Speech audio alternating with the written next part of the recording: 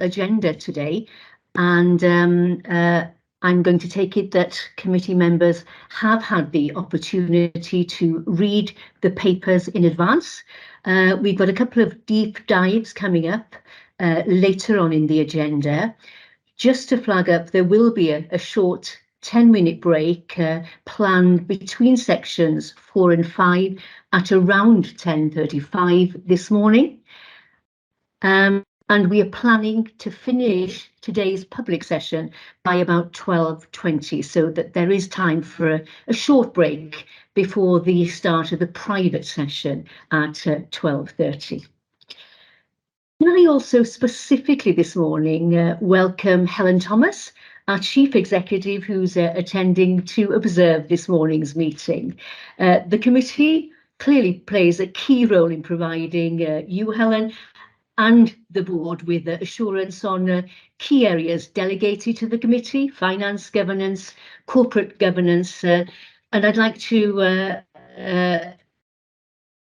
come to you today. Croeso mawr, Helen. And there will be an opportunity clearly for you to feed into the discussion as you want. Welcome also to Siobhan Mansfield, Head of People and Organisational Development, who's joining to answer queries on the hybrid working audit, item 4.2. Welcome to Sam Hall, Director of Primary Community and Mental Health Digital Services, and Martin Dickinson, Head of Primary Care Services, both joining for item 4.3 on Audit Wales Primary Care Report within the Audit Wales update. Welcome also to Nadine Payne, Head of Management, and Joanna Dundon of the National Clinical Informatics Lead, joining us to present item 5.2 on digital inclusion. Henry Bales, Deputy Head of Counter Fraud, who's deputising for Gareth Lavington. And finally, Nathan Couch from Audit Wales, who's joined by his colleague Sabel William for the finance section of the Audit Wales update. Thank you. And I have one apology this morning from the Head of Counter Fraud, Gareth Lavington. Declarations of interest, none notified beforehand. I've not been notified of any declarations, so just checking whether there are any in relation to today's agenda.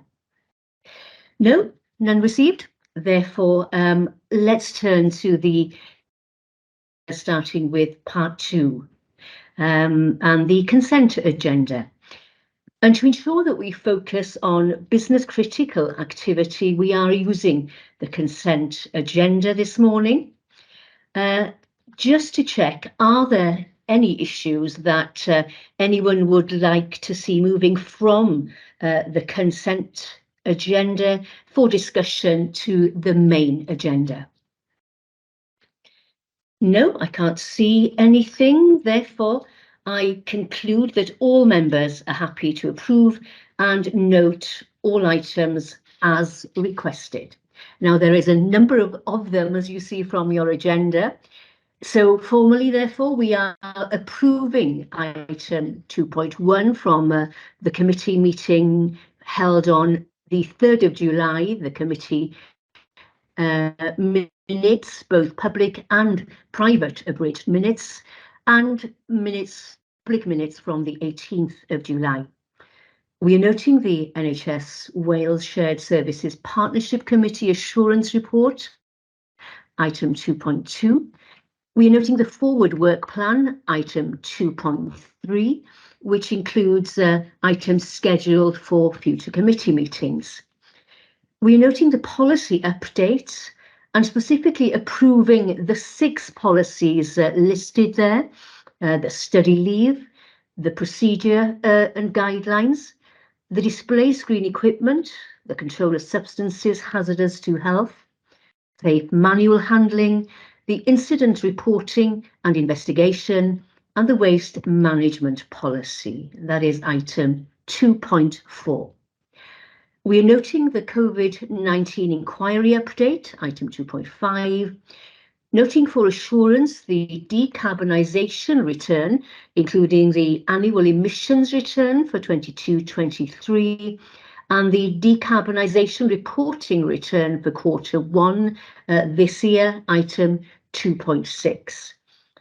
We are noting for assurance the Public Accounts and Public Administration Committee and the Health and Care Senate committees, which is item 2.7.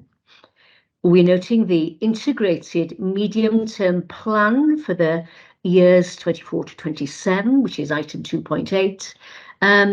Noting in particular that there is we're still awaiting confirmation of timeframes for the IMTP submission to Welsh Government. Just to draw your attention, there is one small amendment to the timelines in the paper. We've adjusted that from 23 to 24. And then noting the Legislative Assurance Framework Register for Assurance, that is item 2.9. We are noting the structured assessment opportunities for learning, and noting that with feedback from the DHCW finance team, we are to note that there are no losses and special payments for the committee's consideration today. That's item 2.11. And finally, we are noting the standards of behaviour report. And it's particularly pleasing to see here that we have now received and captured over 90% of Band 8A declarations of interest. So thank you for that, colleagues, and I will now move us to the main agenda, beginning with part 3 and the action log, which the committee is being asked to note. As you'll have seen, there are 5 actions captured from the committee meeting held on the 3rd of July and one on the 18th of July, which I am pleased to note are complete. Are there any queries from colleagues in relation to the actions marked there? I can't see any hands up. Therefore, we are noting then the status of the action log, and thank you to the team for completing those actions. On to part 4 then, and the audit and counter fraud section, and we'll begin this section with the internal audit progress report. And it's my pleasure now to welcome Stephen Cheney, the interim head of internal audit. But before I hand over to Stephen to go through that progress report, there's just one thing I'd like to draw your attention as a committee. We've been made aware of discussions to consider an additional advisory audit review into the iCare digitisation programme.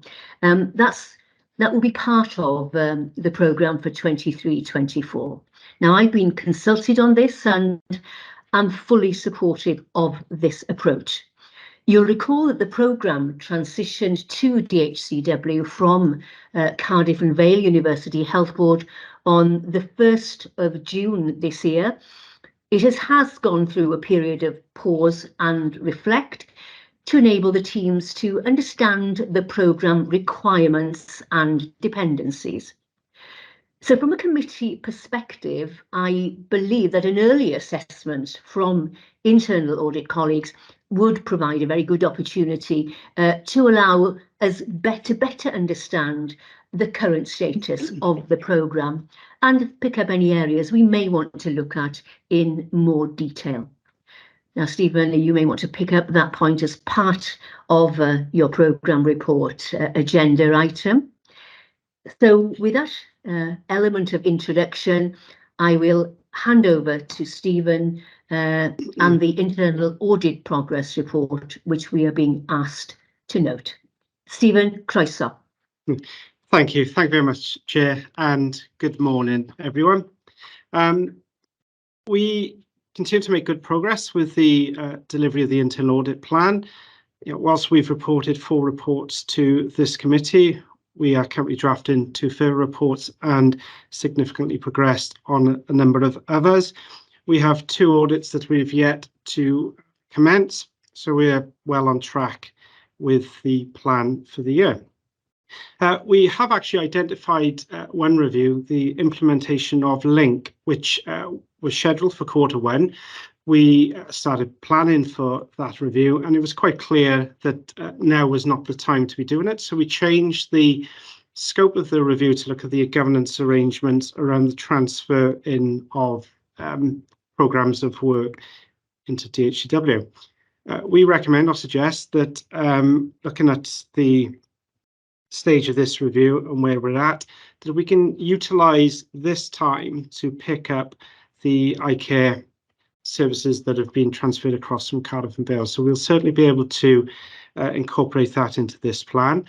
The original review on the implementation of Link was assigned to our IT team. So we've rejigged resources around a bit, and we should be able to pick that up sooner rather than later to progress with that work. So I believe we will have the capacity and the time to be able to do that without any disruption whatsoever to the plan. And indeed, it's probably a much better use of the time for this particular year. So yes, certainly we will be able to pick that up. Alongside that, as we move into Q3 or further into Q3, we'll be looking to commence the plan exercise for the 24-25 internal audit plan as well over the coming weeks and months.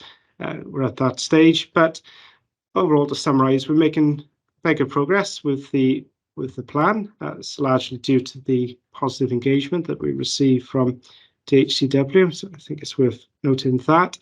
However, the majority of the audits that we have left are sort of more operational stroke business as usual. So that some of the key strategic objectives that DHCW are working towards will be picked up within these reviews. Programme management is a good example. But nonetheless, we are still progressing forward at pace, and we don't anticipate any problems at present. Welcome any questions, any queries? Thank you, Stephen. Whilst colleagues are reflecting, I can see Claire Osmondson-Little, you've got your hand up. Diolch, Marion. Thank you, Stephen. I just wondered, outside DHCW, given the financial context, whether there are activities that internal audit are undertaking that we at DHCW either might learn from or might want to consider for next year's IMTP internal audit plan. Thanks. Thank you. A lot of the plans, they tend to be quite broad across our other clients, and we tend to focus on a lot of the pressure points year in, year out. So IMTP planning, financial sustainability, service sustainability, waiting list management is a number of those. We try to mirror a lot of the key aspects across the majority of our clients to allow more basis for comparison where possible to do so. So silly off the top of my head, I can't think of anything, but we do try to factor that in as much as possible. We tend to do IMTP, financial sustainability, financial controls, where we're not overlapping with Audit Wales. And so on and so forth. So there is a lot of commonality to the work that we do. Decarbonisation is probably a very good example of that. In this year's plan where we retain the same auditors undertaking the work across a number of clients for that consistency as well. But certainly there's something else off the top of my head, but I'm sure we'll be able to come back on to that. Thank you, Stephen, and thank you, Claire, for raising that point. If there aren't any further questions, can I just thank you, Stephen, and specifically pleasing to hear that you've got the capacity to conduct the iCare digitisation audit, which will be a very important audit, I think, for us going forward, because it's an important milestone for DHCW. So thank you for that.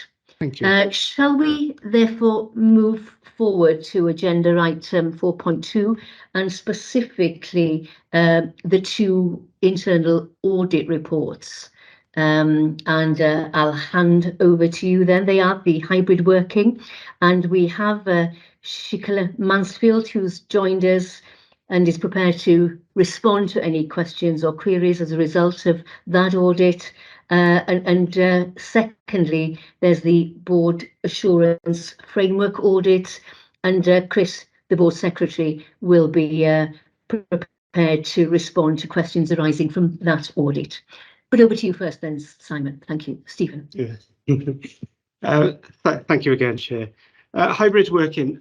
This one was substantial assurance overall, but there are two components to this. We found that the policy and the practice for hybrid working has been implemented across the organisation. We also queried staff, and we found that there were positive experiences. We looked at the pulse surveys that had taken place, and overall, it is in a positive position. We did raise a couple of small recommendations around individual risk assessments for home working and policy documentation being brought up to date or updated. However, that was it, specifically in relation to the culture of hybrid working. However, we did identify some recommendations which run in parallel to the practice of hybrid working. They're largely separate to the essence of the review. They are intended to add extra value, but they are important nonetheless. So with most organisations, attendance in the office now varies throughout the week. And whilst it is positive that staff have to adopt a balanced hybrid approach, there has been a potential adjustment required on measures that help keep staff safe in the office. So most notably within this audit, we reviewed the arrangements for first aiders, fire marshals, wardens, etc. And we found that it would be beneficial for an assessment of the current arrangements to be undertaken to ensure that statutory requirements are still being met. Whilst there isn't a value prescribed within the regulations, there is an onus to undertake an assessment as an organisation to ensure that there's no significant or material risk following the adoption of hybrid working. And we raised a couple of small recommendations around controls for keeping personnel details up to date, but largely very positive report overall with hybrid working, but some supporting measures to reflect upon as well. So welcome any questions. Thank you, Stephen. That's pleasing to hear of that overall substantial assurance. Perhaps I'll turn to Shikala first of all before taking your question, Alistair, if that's all right, to just formally respond to that audit review. Sure, Chair, and thank you for the opportunity to respond. Really pleased with the substantial assurance from the outcome of the audit. Both pod team in partnership with Julie Ash have worked really hard to support the staff and the organisation to achieve a really healthy work-life balance, and there's been an active intention to do that. So really pleased with the outcome of the hard work that's been put in. Hybrid working has really helped us to achieve both, during and post-COVID. So we started to work at that time, and we make sure that it's been embedded to become the normal way of working within the organisation for DHCW. And also that's also helped us to attract candidates as well from a wider geographical basis. So the hybrid working has helped us in a number of ways to make sure the organisation is successful. So in response to Stephen, really pleased with the outcome of the audit, and I'm happy to take any questions. Thank you, Shikala. Diolch yn fawr. So I'll open that out, and I can see Alistair, you have a question. Thank you, Chair, and thank you, Shikala and Stephen, for the updates and the report, and it's very encouraging in many ways. If hybrid working has moved from being a temporary and almost a reactive arrangement into something which has now become permanent, and as we've just heard, embedded in the organization. I just wondered if you have any comments on whether or not we have adjusted our permanent or long-term thinking in terms of use of assets, in terms of the broader impacts on workforce and recruitment, and location for recruitment. You know, that if hybrid working would give access to a broader workforce, more distant from principal offices. I just wondered if you had any thoughts about that issue of whether we've actually adapted as an organization in terms of embedding this in the long term. Thank you. I'll certainly take the question on the attraction of wider candidates from the wider geographical area. We have, and I would say that we're evolving in terms of adapting. So we didn't want to do adaptation straight away, but it is evolving. So we're reviewing it on a periodical basis to see how successful some of the initiatives and the priorities that we've put focus on. And the way we have done it, looking back, has been very successful rather than doing it all at once. So we are attracting candidates from wider geographical areas, and we have appointed candidates outside of Wales, as well as within Wales. So there is certainly an increase in the candidates that are applying away from just the basis that we currently have, and have been successful in being appointed as well. Thank you, Shikila. Does that answer your question, Alistair? Yeah, I'd just also be interested in, thank you, Shikila, for that, in your observations around our use of assets. So put simply, we have buildings which we may want to make different choices, different decisions about, as well as other assets. And it was Claire was, I think, trying to come in on that. I'm going to invite Claire now to respond specifically to that part of the question, if I may. Claire, thank you. Thank you. And yes, I think in short, we're trying to be agile in a non-agile way with our sort of assets and our estate. And I know Chris and Julie have worked quite hard to try and find that sweet spot, because I think what we've learned is that there is now a tendency for staff to come back in the office, and it's really trying to work at getting the best balance between when they want to come back in and how we use our assets. And what I mean by that is we don't want everybody coming back in on the same day necessarily, but it's through our booking apps and through the procedures that we try and get that fine balance in marrying our assets with the need for people to come back in the office, or for their want to come back in the office. There is another dimension to this as well, is we're part of the NHS Wales family. So coming back to the office means coming back to a location within the NHS. So what is pleasing is actually DHEW is now becoming a place to meet. For example, on Friday, all the directors of finance for Wales will be at T Glan Avon using our assets to meet and locate. But equally, there's an opportunity for us, and I know Julie's on the All Wales group, to also use locations across Wales. And I think it's true to say the North Wales office is also really becoming a hub and a place to meet for various parties within NHS. So it is a fine balance, and I think with the hybrid working, we are reacting and responding. We've had many discussions. We had a discussion last week as an exec team as to how do we find that right balance to enable staff to find the right working environment for them that optimize their efficiency and effectiveness, really. And that's, as a group, we're responding and hopefully supplying those needs and adapting to those needs as we go. So I think the word is agile, Alistair. I'm trying to use our fixed assets in an agile way, which sounds contradictory, but I think it's trying to find that sweet spot, really. Diolch, Claire, and I will turn to Chris Darling for a final comment on this particular audit, if I may. Thank you, Chair. Yeah, and so I really welcome the audit. I think having a focus on hybrid working post-COVID has been really helpful from a number of practical reasons. I think it reminded us of some of the statutory responsibilities Steve alluded to around first aiders, fire marshals, pat testing. How do we pat test equipment when the majority of it is now in staff's own homes, etc. So some really practical lessons for us, which was really useful. And then I was just going to comment, I guess, more towards Alice's question. I think we're starting to get a bit more intelligence, and we are learning as we go, I think, in terms of hybrid working, because it was thrust upon us to some extent, and it's been embraced, hasn't it? So we're moving on.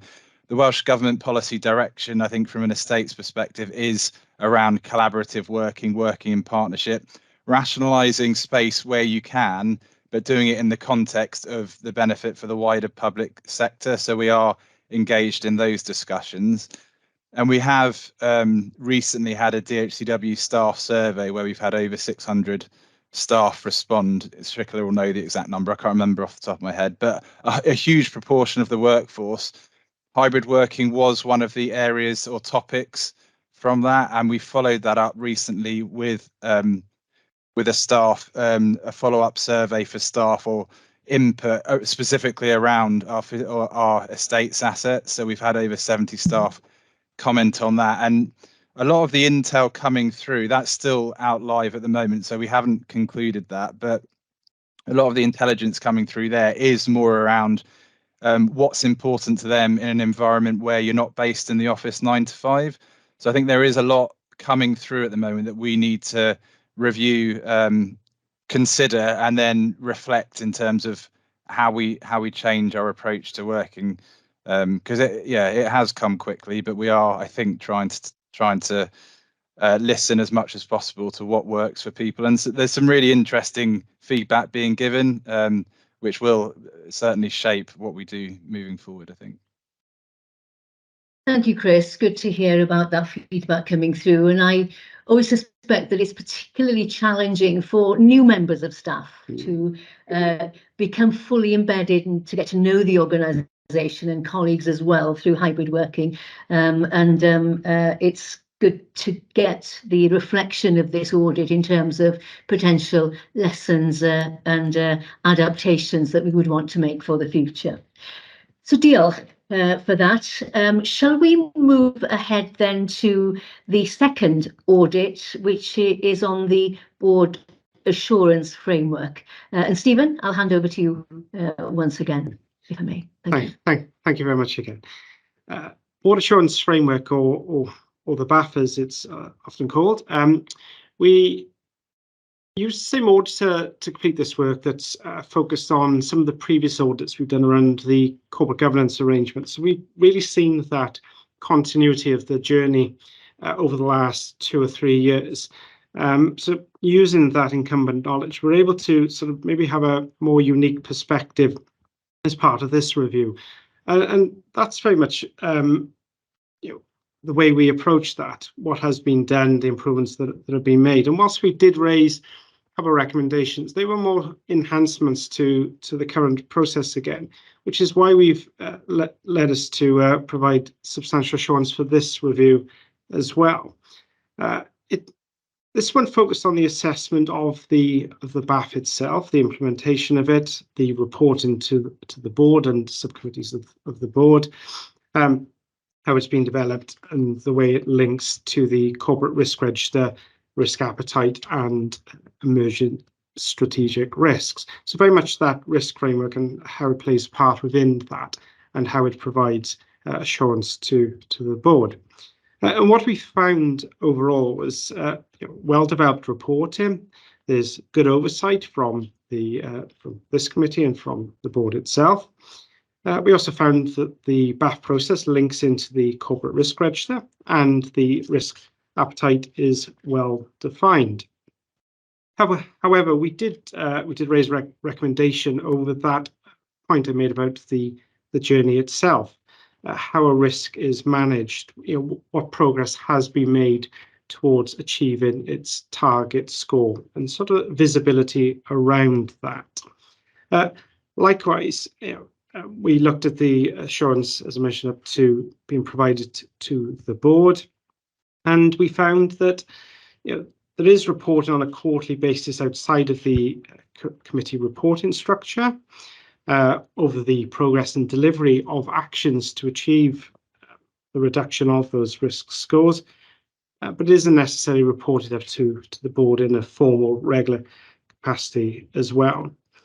So we felt that that would strengthen the process further if that was implemented, to identify whether actions are on track, whether they're implemented, if they've slipped, and the reasons for that, etc. But overall, we think these recommendations will sort of continue to enhance the process that's in place, which is an extremely positive process at that as well. So thank you very much. Welcome any questions. Diolch, Stephen. I will invite Chris Darling perhaps to respond, and then I will turn to Ruth Glazard. Chris. Yeah, diolch, Marion. Yeah, I welcome the report. I think we've focused a fair bit of time, effort and energy as a board over the last 2 years or so on risk and board assurance. So I think where we've got to in terms of the board assurance framework reflects the input of board members' engagement through the process and exec leads owning their areas. The recommendations, I think, are very helpful in terms of tightening up on a few areas, particularly around progress. The one area of discussion that myself and Steve had around this was I'm really keen to try and keep simplicity within the BAF reporting.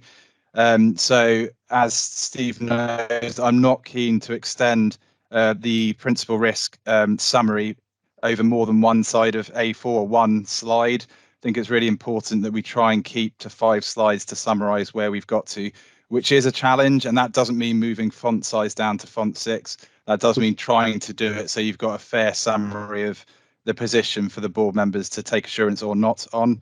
And we have taken feedback from Audit Wales as part of last year's structured assessment, hence the deep dives now coming through committees, which is the case for today's meeting. But yeah, welcome the report. I think it was really helpful for us to learn and to improve the BAF. Diolch, Chris. Thank you for that. And let me now invite Ruth Glazard then for a question or observation. Diolch, Marion, and thanks, Stephen, for the report. I love the BAF. I know how much hard work goes into it by Chris and the team. I'm just interested in expanding a little bit on the point around providing more information to the board. I think, as Chris referred to there, he's keen not to provide us with more physical stuff.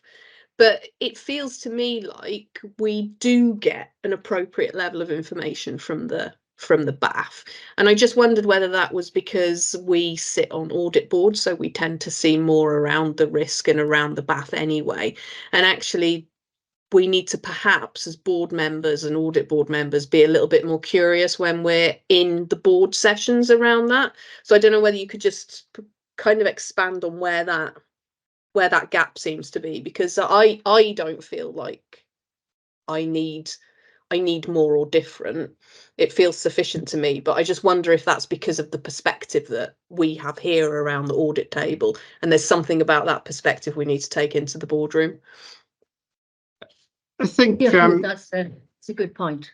Yes, yeah, I think you're absolutely right, Ruth. There is that visibility that you maybe see from different perspectives. We were commenting more on a very specific element of it, that sort of journey that takes place. So we're not saying that there isn't good reporting. Indeed, that was one of our key objectives within this review, and we found that to be very positive overall. So we're happy that there is good assurance being provided up and reporting being provided up. It was just very much on a specific element of that journey of these are the actions that are being undertaken. They're reported outside of the board environment on a quarterly basis, and it's that particular point only. So we're not actually saying that there's poor reporting overall. In fact, it's very good, but it was just a small sort of aspect of that to complete the reporting. But as Chris said, we did have quite a discussion around this. There is a thing as too much reporting, as Chris said. what we find is. Oh, come on, you're an audit board. There's no such thing as too much reporting, Stephen. Come on. Oh no, Don't be daft. We're quite pragmatic overall with most things. We don't want a box tick just for the sake of it. But it was more of a suggestion than an actual weakness, and I think that sort of ties in with the point when I gave the overall summary that it is a very positive process that's in place. It's a very strong process. We knew this already from the previous work that we'd done, because there is that reflective approach where you may look at the risks, may look at why a risk has dropped off or an emergent risk. That practice doesn't necessarily happen across the whole of NHS Wales. That is probably a bit more unique to what DHW do. That's very positive. So it's more trying to fill in those gaps, whether it's needed or not, whether it's a significant risk. It isn't. We only gave it a medium overall. A low priority would have been a value added.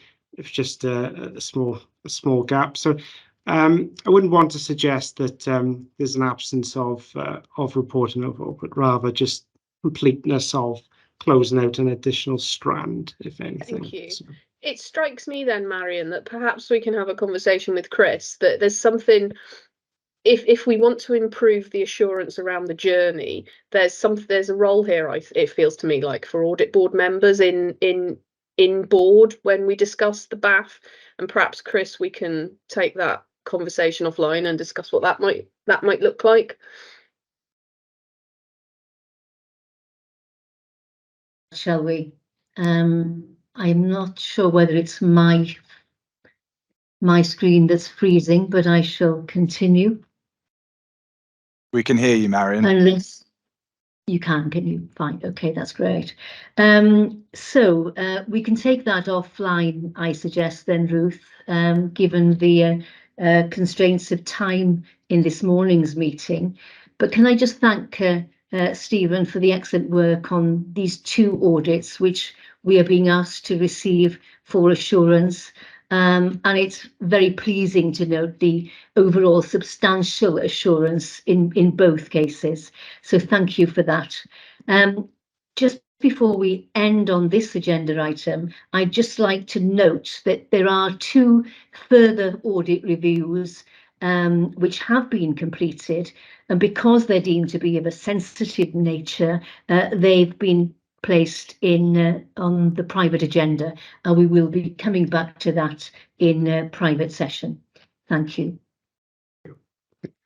So we'll move on then to agenda item 4.3 and the Audit Wales Committee update.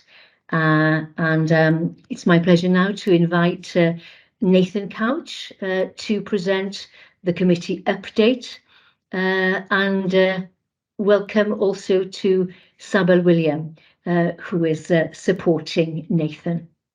We've got joining us as well Sam Hall, the Director of Primary Community Mental Health Digital Services, and Martin Dickinson, Head of Primary Care Services, who are here to answer any questions on the primary care report.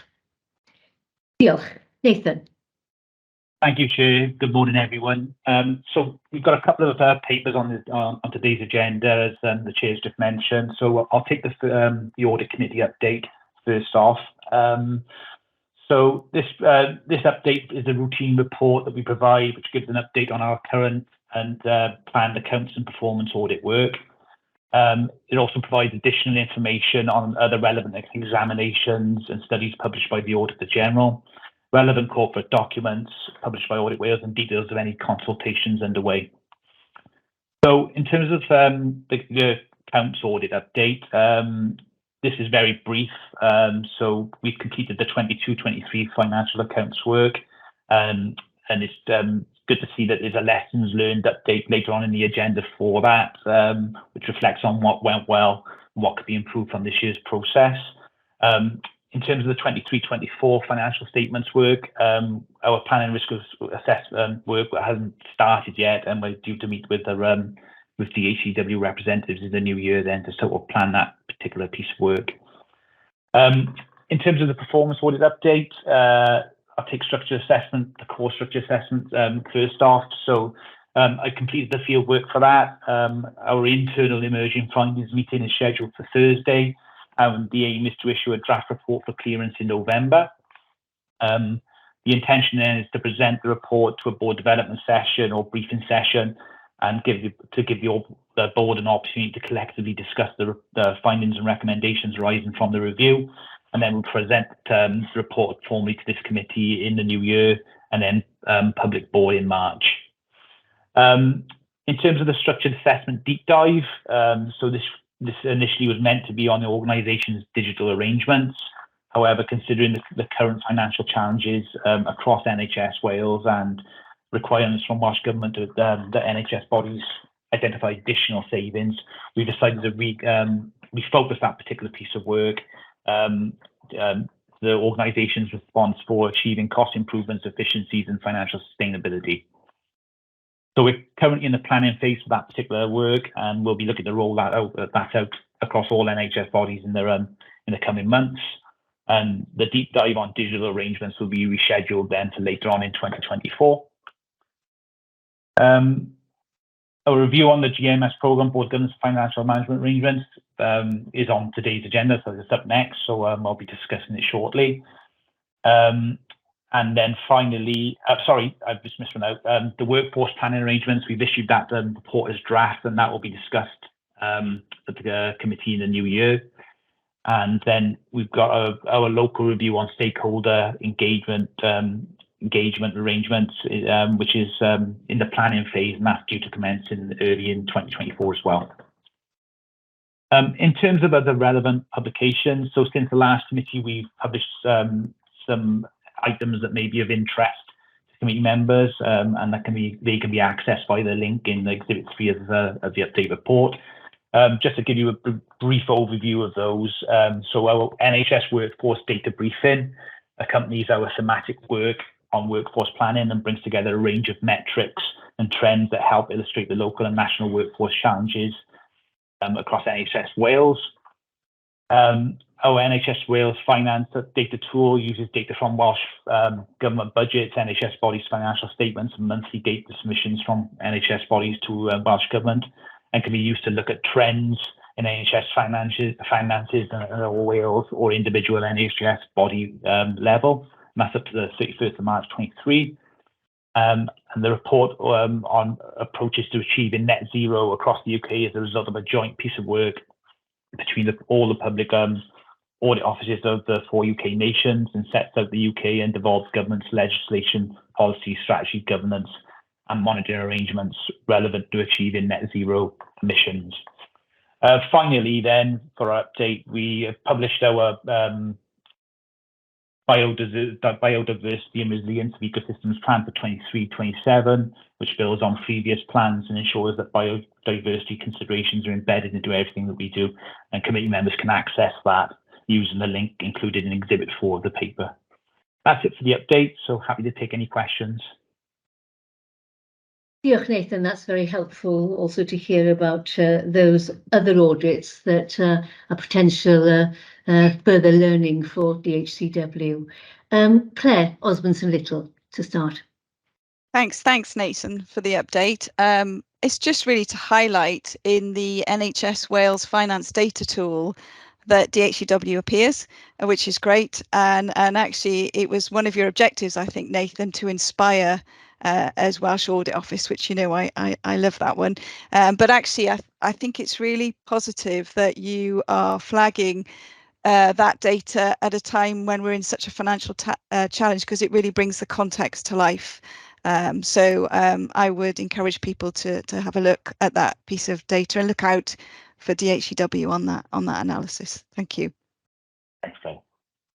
Yeah, Claire. And Chris next. Yeah, thanks, Chair, and thanks, Nathan. My comment was just on the NHS Workforce Data Briefing.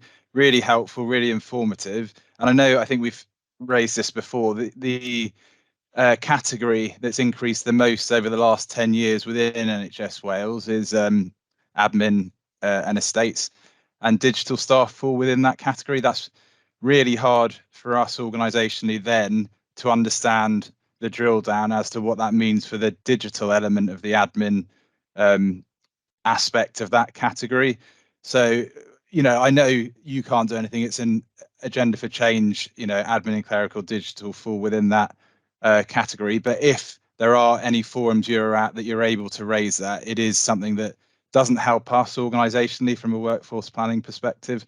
But the briefing itself, I thought, was excellent, really informative. Thanks, Chris. Yeah, that's an interesting comment. I'll explore that a bit further with colleagues. Thank you. So we're being asked to note the committee update for assurance, and thank you again, Nathan. So I'll let you continue with the audit, if I may. Thank you. Thank you, Chair. So moving on then to our report on the GMS Digital Programme Board. So this is our first piece of local work completed at DHCW, and focuses on the effectiveness and efficiency of the GMS Digital Programme Board's governance and financial management arrangements. I'm hoping that the timing of this report will be helpful to DHCW, as it may give some insight into the broader programme governance arrangements, the digital programmes it's now responsible for overseeing. Our approach to this review is outlined in Appendix 1, but was mainly focused on reviewing a range of key documents and completing some interviews with members of the Programme Board itself.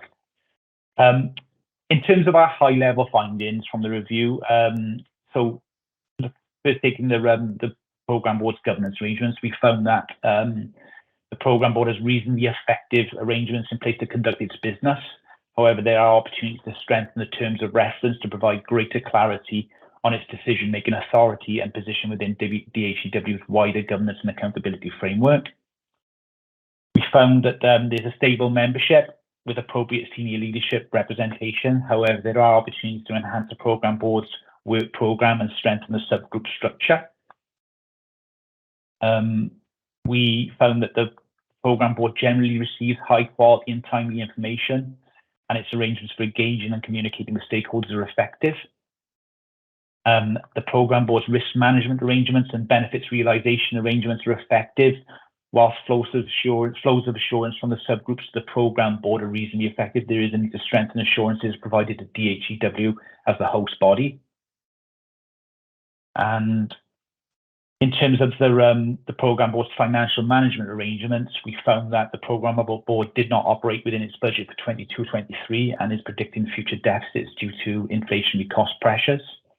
The Programme Board's arrangements for maintaining oversight of project budgets, internal controls and financial performance require strengthening. And overall, the Programme Board has effective and robust systems in place to ensure scrutiny of commissioned and procured suppliers and products. We raised 3 recommendations, all of which have been agreed with appropriate actions and timescales for completion. And just finally, I would just like to thank Sam and Martin and the wider Programme Board for their engagement with the review.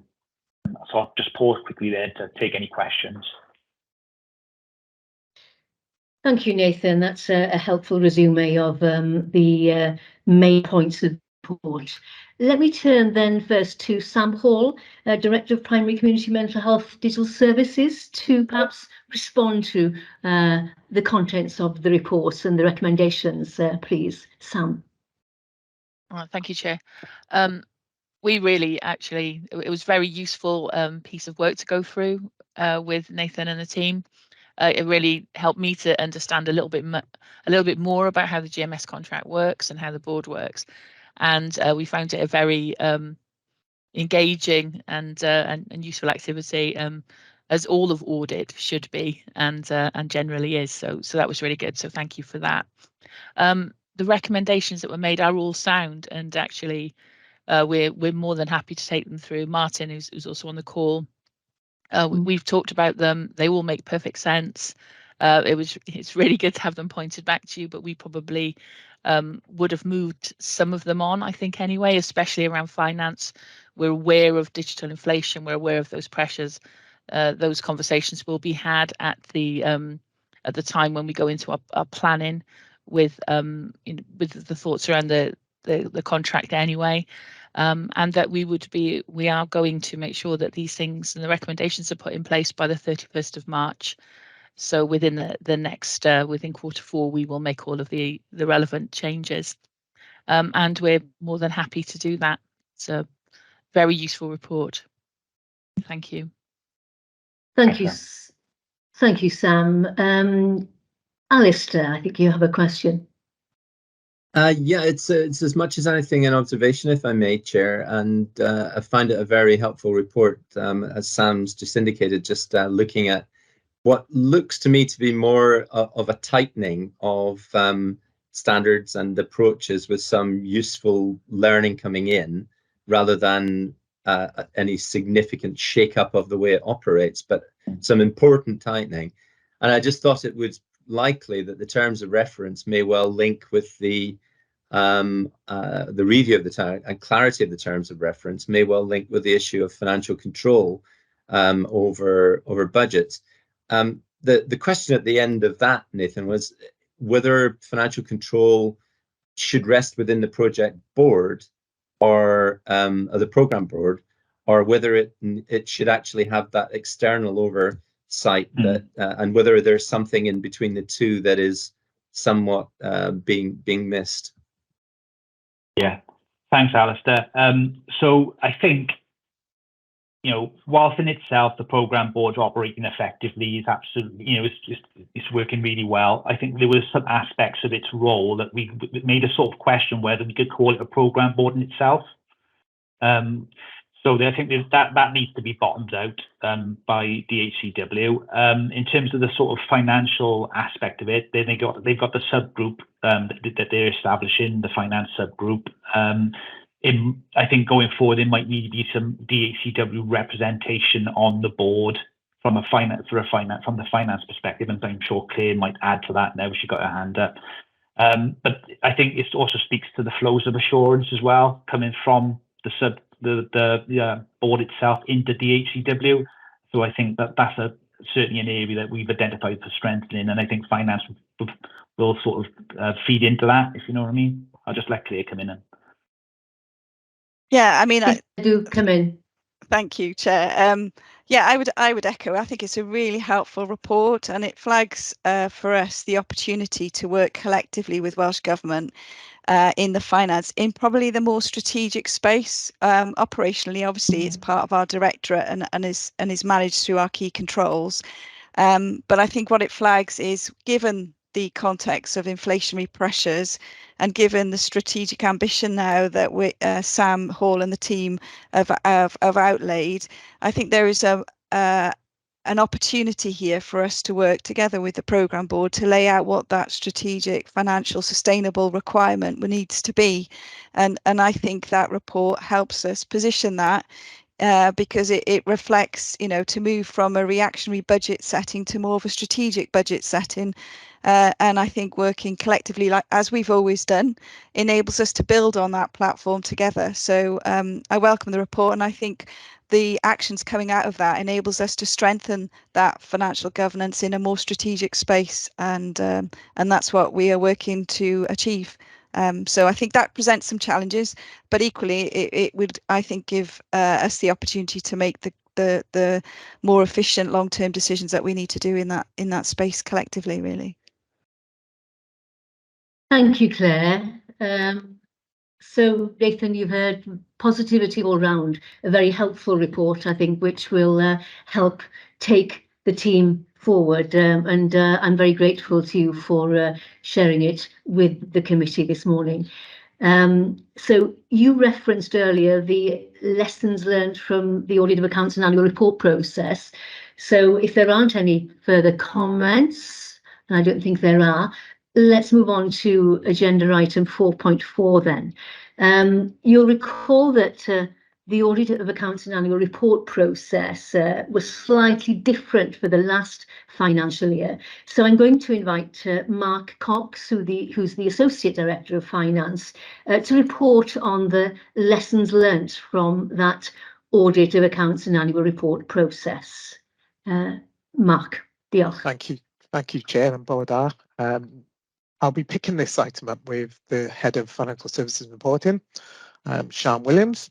I'd just like to set the context before we dive into some of the detail. In terms of this financial year, it was an extended report in terms of the auditing process. It was considerably resource intensive throughout the year. I think as part of the the reporting process and the review process, some of our reflections are critical really to ensuring an efficient process for the next financial year. Now, in terms of some of the detail, it might seem that some of the items might be quite granular in nature, but they do make a major difference in terms of the outcomes of the process for next financial year. So I've asked Sian to pick up on some of the key items she sees as part of the lessons learned. Thank you, Mark. So DHW wanted to have a chance to look at our internal processes and work out how we can improve on those to be more prepared for next year. The new Audit Wales approach meant the audit took longer, required more resources, and we want to make sure we work with Audit Wales to make sure we're more prepared for next year's annual accounts. So what we did internally, we took a review with different departments. So we met with corporate governance, people in OD, finance, and some of the senior programs to reflect on what took place in last year's audit and how we can improve it. And then in September this year, DHW met with Audit Wales for a chance to openly and honestly reflect on what areas we could improve in the audit and we could take forward into next year. So we're very fortunate that 2 of the audit managers will be with us next year, which is excellent because they will retain the underlying knowledge of DHW, which will help increase the speed of the audit. So in summary, some of the key findings are below in item 4.5. So first of all, some successes. We used the inflow system for the first time, which was a great platform to share working papers, audit requests, and kept all our documents in the same place and had accountable owners. That worked excellently. We'll continue to use that going forward. We did complete the accounts before the deadline, so it's important to remember that fact. And also the meetings that took place between Audit Wales and ourselves. We had regular meetings, open communication, and they were important to highlight any issues as we went through the audit. In terms of learning points, there's 18, the list of 18 that we came up with. I won't go through all 18, but I'll just pick 2 to highlight. Number 8, interim testing. So because of the audit approach, there was no time for interim testing, which usually takes place. Interim testing helps reduce the burden of samples in the audit, the audit window, April to July. So this year we will take place, interim testing will take place. That will alleviate pressure in a really, when it's really difficult in the audit of the accounts. So that's something that Audit Wales and ourselves will work on to make sure that's completed in the correct time frame. And another one, number 17, is about working with DHW to expand training to make sure more staff are available to be involved in the audit process. So this includes budget holders, making sure their preparedness is increased, and also internally within the finance team to make sure the roles and responsibilities are clear going forward for the 23-24 annual audit. I'm quite happy to go through any other items if committee would like, but for the moment there's no key risks or matters to be escalated, and it was for the committee to note. Thank you, Sian, for the clarity of that introduction. It's really helpful. I'm going to invite Alistair, who has his hand up, to make a comment. Thank you. Thank you, Chair, and thanks, Sian and Mark. It's first of all just to say that I'm really pleased to see such a good, straightforward approach to as a learning organisation to set out lessons learned. What could be more straightforward? And I do congratulate you in taking this on in that very objective and structured way. It may be something we can do more often in other areas. I did wonder, I thought it was very striking, the note that 2 of the managers will be retained, Sian, and that how important that is. I just wondered about the general turnover of staff and to what extent that was a factor in the retention of knowledge, the retention of what has been assimilated last year into this year, and perhaps you could comment on that. Thank you, Alistair. Do you want to comment, Sian, or does Mark want to come in? I'm happy to comment. I think when you go through an audit, and sometimes there are new trainees, we are not necessarily a straightforward organisation. You know, we have various nuances. So I think sometimes where there are new staff, it's quite hard to understand the organisation, and you take some time working with the auditors, as you should, to make sure the organisation is understood, in order to make sure we are producing a clear financial statements and give a true and fair view of the organisation. So it is important. That knowledge does help speed up the process. And we worked together with Audit Wales this year to make sure that, and Sabal was worked with your team to help introduce Audit Wales. We had meetings to prepare each other and understand each other as organisations. So whereas where there is turnover, we try and mitigate that by having sessions with Audit Wales so they understand HW and vice versa, the roles. Diolch, Sian. I've got Mark, and then I'll turn to Claire to finalise this agenda item. Thank you, Mark? Chair. Thank you, Chair. And just to build upon that, really, the communications is key in terms of all audits. And as we always do, we try and be transparent. And this year was no different. And you know, I'd like to thank Sabel and the team, particularly in terms of where we've given heads up. Some of the issues were quite technical in nature and quite unique. So I'd like to thank Sabel and the team in terms of accepting, I guess, the challenges that we laid down and the feedback we received in order to support our accurate set of accounts. I think I'd like to finalise on that, Chair, if I may. There's always the so what around these lessons learned, and I think we probably should look at bringing back a report, maybe, in terms of what difference did these lessons learned make and these actions make. I think that's a really good point, and perhaps we can take that as an action for a future meeting. Thank you. Claire? Briefly finally? then, I just wanted to add that DHEW is a relatively small organisation compared to other organisations within the NHS in Wales. I think we're all coming to grips with a new risk-based approach to Welsh Audit Office, which is great. But I think as a smaller organisation, our ability to absorb that additional workload is a challenge. So I think for us and for other organisations such as HEIW and Public Health Wales and Velindre, it's how do we work together to help strengthen some of the key areas of audit. And finally, I would say I'm also really keen that we keep our mental health and well-being good and encourage my team to take their leave.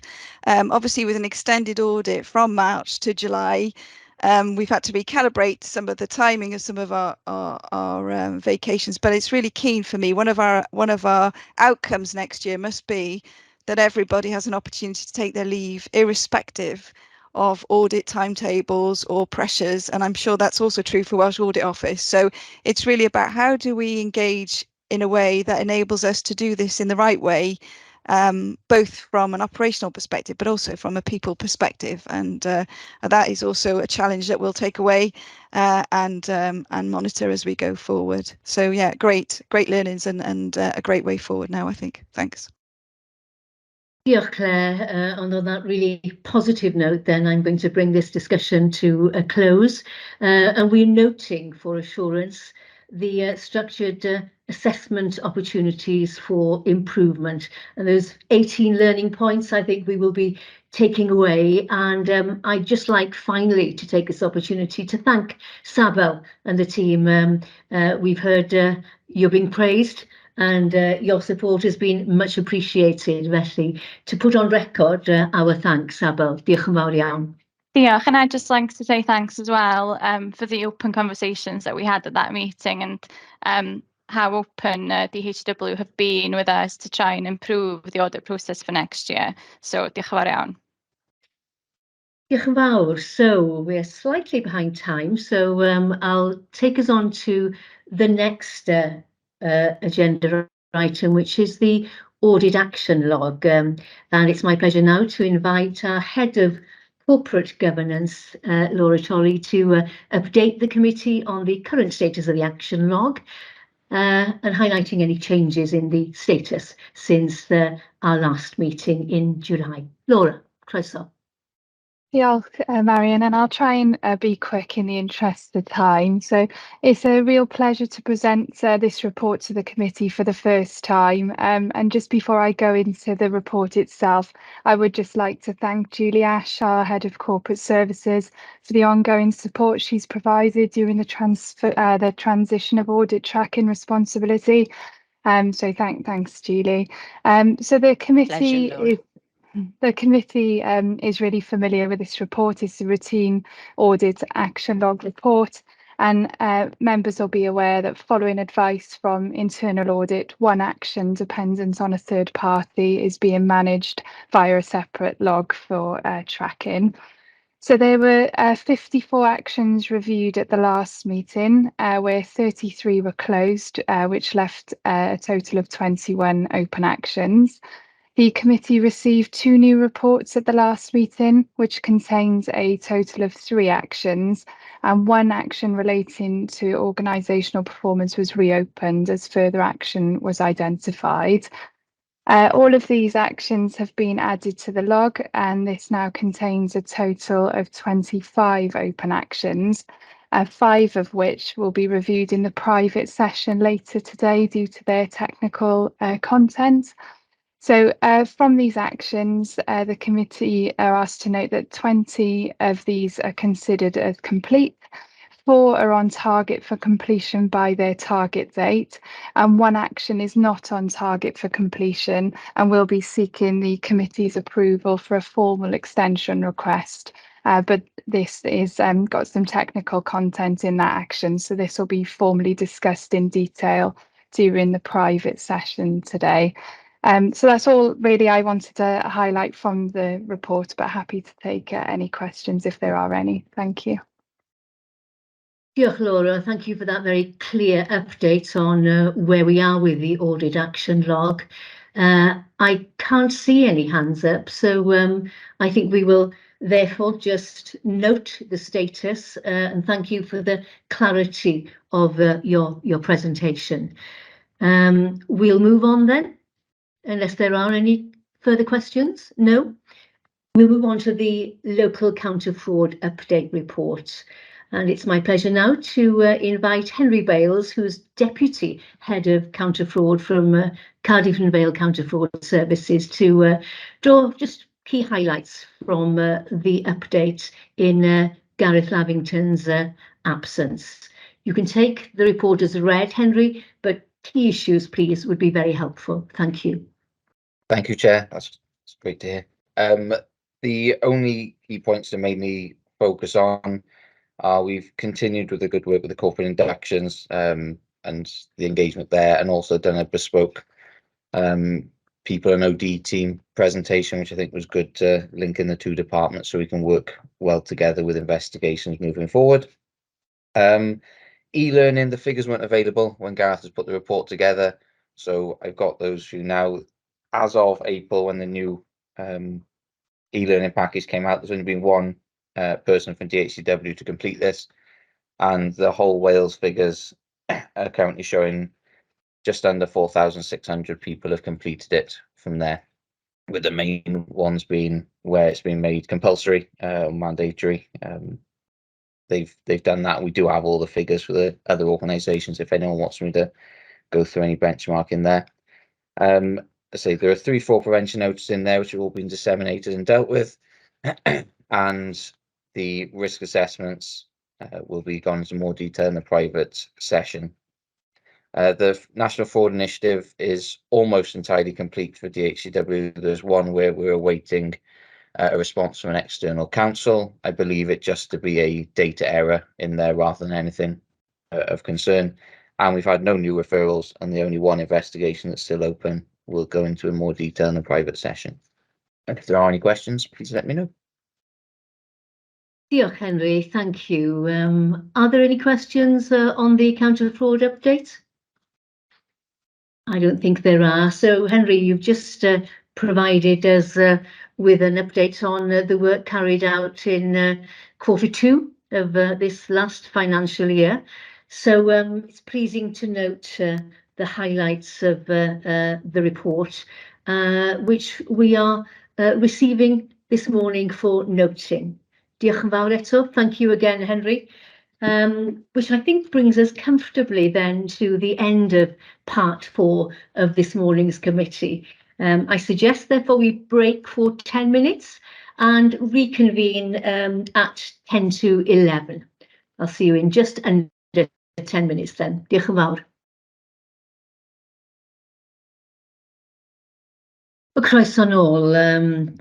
Welcome back, everybody. And I think we're all present around the virtual board table, as they say. So we will now move on to parts 5 of this morning's audit committee, which this section contains report focusing on specifically on governance activity and will be presented by colleagues. And we'll kick off with the corporate risk management. And I'd like to invite our board secretary, Chris Starling, to present an update on the risk management report, which incorporates the corporate risk trending analysis update. I'm not sure whether you lost me for a couple of seconds there, but the trend analysis update, you may recall, is in response to a request from us at our last committee meeting. Chris, thank you. Diolch, Chair. Yeah, we did hear you, Marion, so all good on that front. And I'm going to try and cover the risk management report and the corporate risk trending analysis through the slides as we go. So I'll just start off. Committee members have been on the committee for over a year will recall we did a review of corporate risks and some of the changes and movements a year ago to reflect our first 18 months of operating. So this year we've looked at the last 12 months of operating to give us a bit of intel on what it's told us. So just to recap, as an organisation, we have a committee assignment approach to risk management. So each of the committees are assigned risks which go to each of the committees. So Audit and Assurance Committee, Digital Governance and Safety Committee, and the Local Partnership Forum does oversee one of the risks as well relating to people. There are currently 4 risks assigned to the Audit and Assurance Committee, one of which is a private risk. There is 10259 staff vacancies risk, and then there's 0313, the digital cost pressure service model changes, and 0308, the sustainable NIAS funding risk. So those are the current risks on the Audit and Assurance Committee risk register. Just going to recap at this point risks that have been removed, reduced in risk score since the last committee meeting. So 0299, supply capacity to support the electronic prescription service readiness activities, and 0312, the digital cost pressure exchange rate fluctuations risk. That's been on for a little while. That has now dropped off. And Mark, I don't know, Mark, if it's easiest to comment now on the risks that have reduced and any of those currently assigned to the committee that I've just mentioned before I move on. I'm happy to take now in terms of the currency fluctuation risk and the fact that that's been scored down. Currently, within our review, there's only 7 directly impacted contracts. Of those contracts, they're all under 350k. The only contract which is beyond that is the Microsoft contract, which is effectively hedged over the 5-year term. So we feel that particular risk can be scored down. Thank you, Mark. Okay, so I'm just going to move through the slides. As I mentioned, the analysis we've done is over the last 12 months. So starting on the 1st of October 2022, we had 26 risks on the corporate risk register at that point. As of the end of September 2023, we had 28 corporate risks. 33 new risks have come on to the risk register, and 31 corporate risks have been mitigated off the corporate risk register. So I think demonstrates that the process is fairly dynamic in terms of those coming on, those that are mitigated and moving off.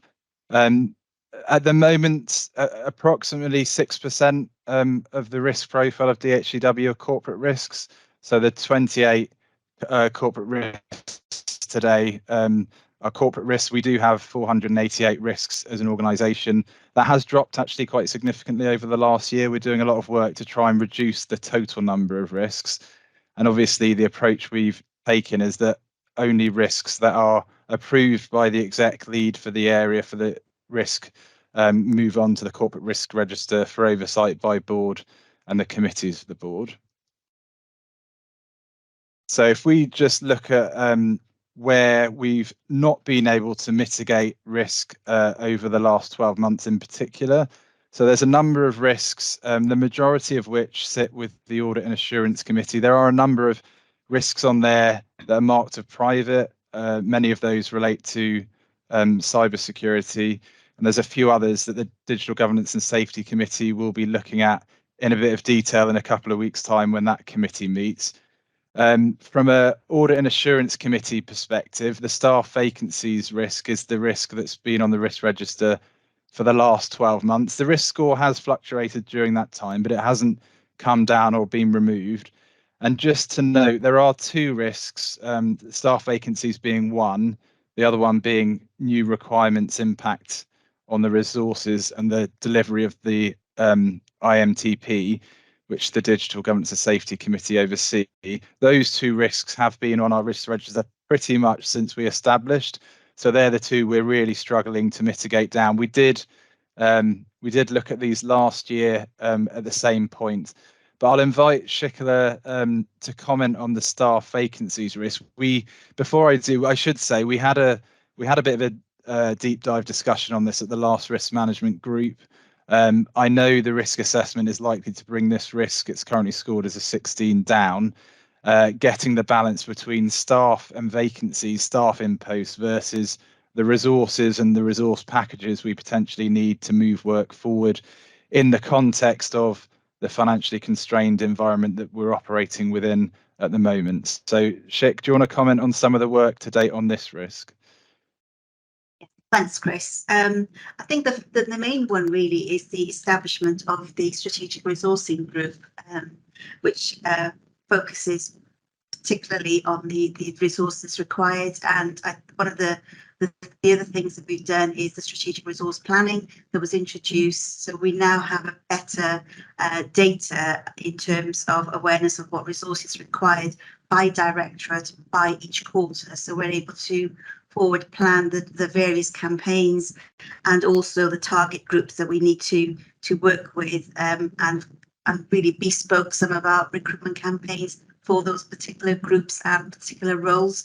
The Strategic Resourcing Group also holds to account each of the directorates in terms of where they are with the vacancies, what support do they need, and also support with Michelle's team in the commercial, looking at where we are not able to source the recruitment through the traditional approach, look at commercial arrangements that might be on a short-term basis to attract potential contractors for that short period of time to meet that specific skill set.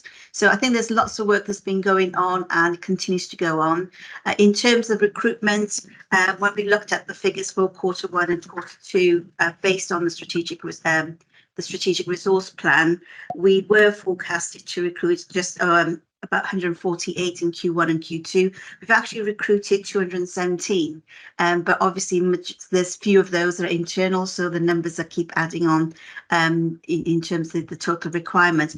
But I think in summary, we have a better awareness of what numbers we need to recruit to by each quarter, what kind of roles and skill sets, and we're able to forward plan some of the recruitment campaigns to target those groups.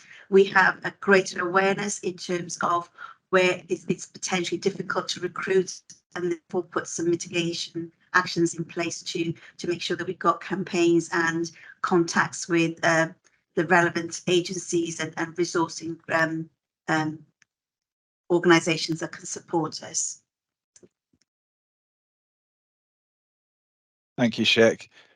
And there might be questions on that. Should I just run through? There's only a couple more slides, Chair, and then I'll take the slides down and perhaps open to discussion. So the analysis, we can see in terms of those risks that have been escalated and de-escalated. Committee members will also note that the majority of the risks sit with the Digital Governance and Safety Committee. It's worth noting here, with the establishment of the Programme Delivery Committee, I think there'll be a much more even split of oversight of risks. So I think audit across those three committees, audit, digital governance and safety, and programme delivery, because those are currently with the Digital Governance and Safety Committee. And I guess just to note, there was a bit of a peak from an audit and assurance perspective in terms of risks over the kind of January to April period. A number of financial risks going on to the risk register at that point. They've started to come off. I think the SLA being signed and agreed probably started to trigger a few of those coming down. Claire might want to come on that as I come out of the slides. And then just to finalise, just to finish, sorry, on the last few slides, service delivery and financial risks are those over the last year that have been the highest in terms of risk categories. Probably no surprise from that perspective. And that's reflected in the assignment of corporate risks to the strategic missions, those being in the service delivery area. And the operations directorate, across all of our directorates, generate the most corporate risks. They're the biggest directorate, but probably reflecting the service delivery risks being the highest. So I'm just going to take my take the presentation down.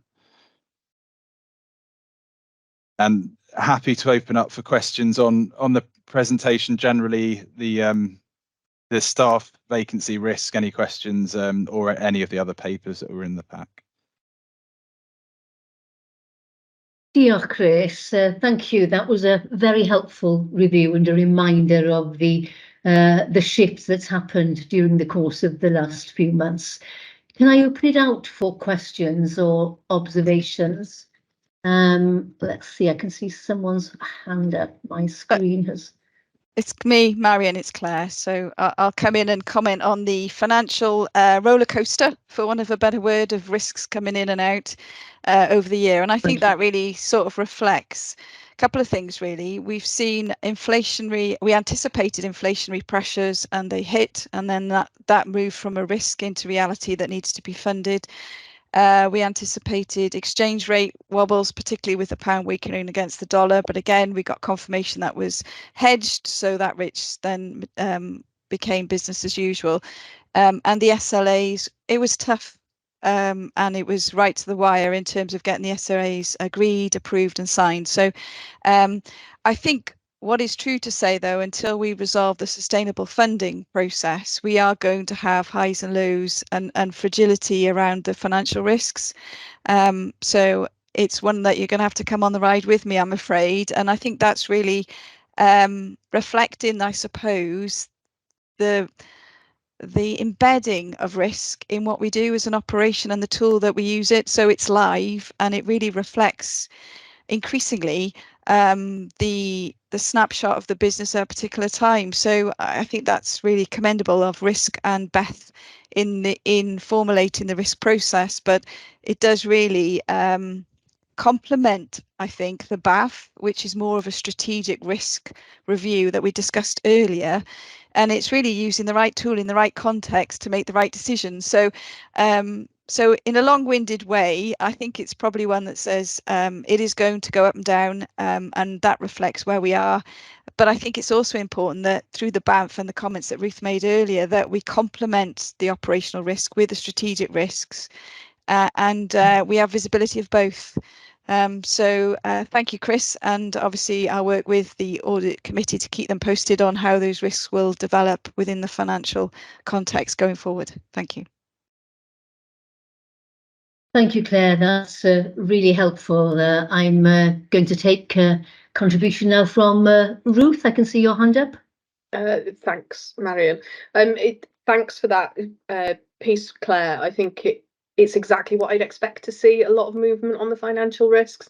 It shows that we are using our risk appetite in the right way, and it shows that we are carrying out the work we need to carry out to mitigate those risks across the finance piece. It's exactly what I would expect to see. So thank you for that. And so in a similar vein, for the two risks that have been on there, one since we formed as an organisation, are we, this is saying something about our risk appetite, isn't it? If we've got risks on there that have been on there for ever and a day that we can't mitigate, they're not really risks anymore. We've accepted them as part of our operation. So I think the staff vacancies one, Chris, you said that was probably going to come down when it was next rescored, and it sounds like we've done everything we can to mitigate that based on the assurance we've had from SHIC. So there's a question really around the one that's been sitting on there forever from DGNS, isn't there? Can we actually mitigate it? If we can't, then we need to have a conversation about accepting it and what does that mean for us, our risk appetite, and how we operate. I'd expect to see movement if we're actually working in in an efficient way to mitigate our risks. There's a question if we've got something on there since we started as an organisation. Feels like it's probably not the right thing. Yeah. Chair, can I come back on that? I think Ruth makes a really good point. And so the staff vacancy risk, as you rightly say, it's been a risk for a long time. The risk, to some extent, therefore, has been accepted, but it hasn't gone away.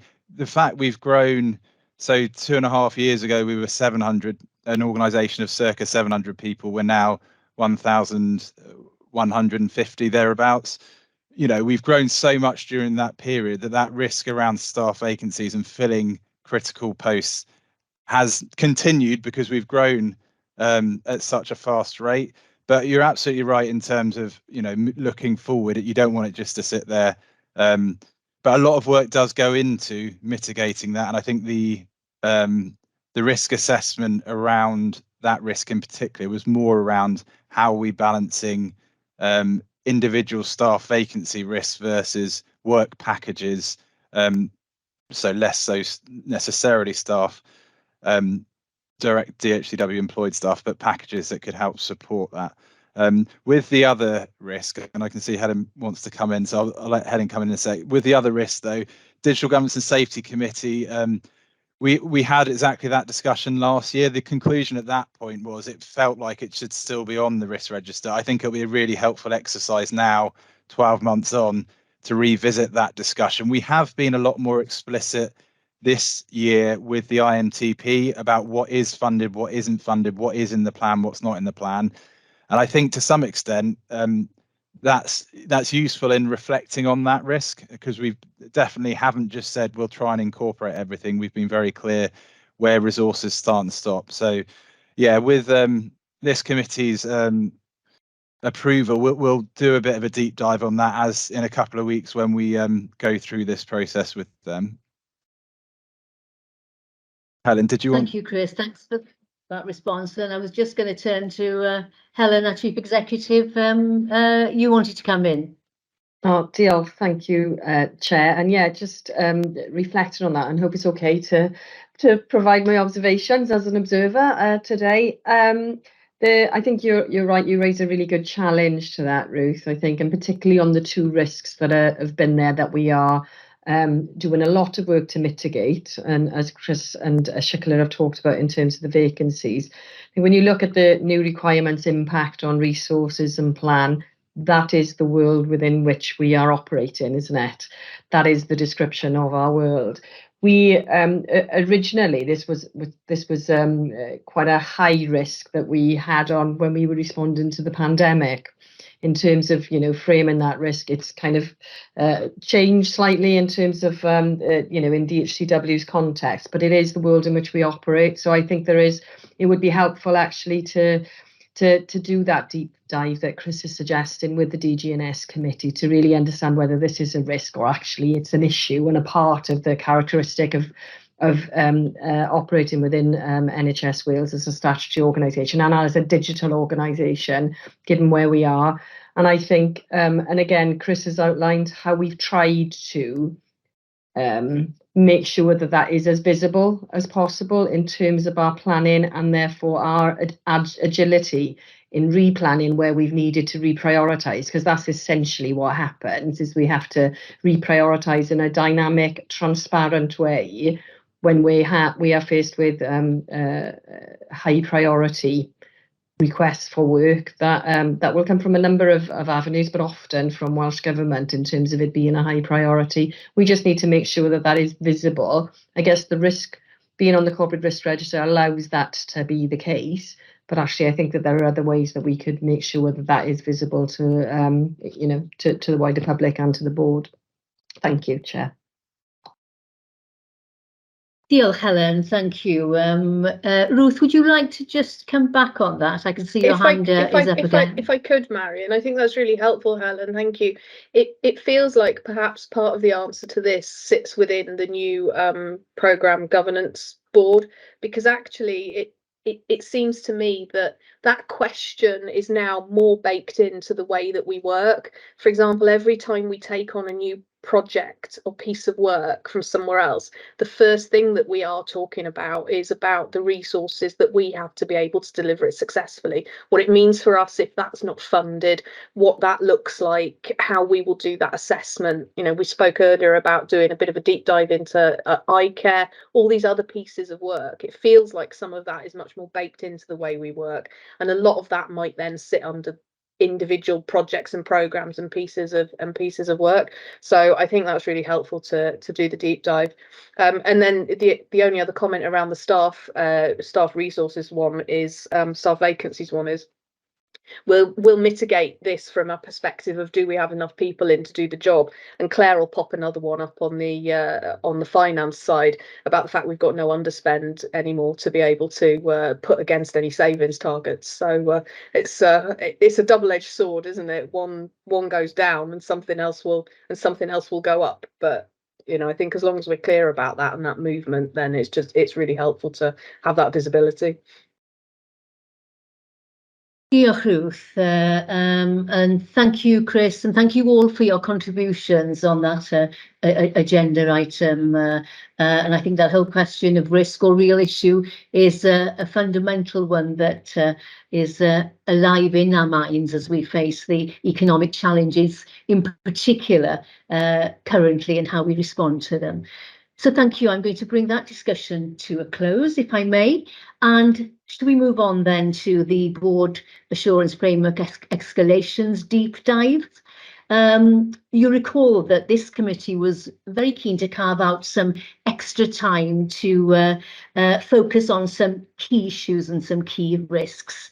So I'm now going to ask Chris Darling to introduce this item. We're looking on the financial response challenge, and also secondly, doing a deep dive on another key issue for us, which is digital inclusion.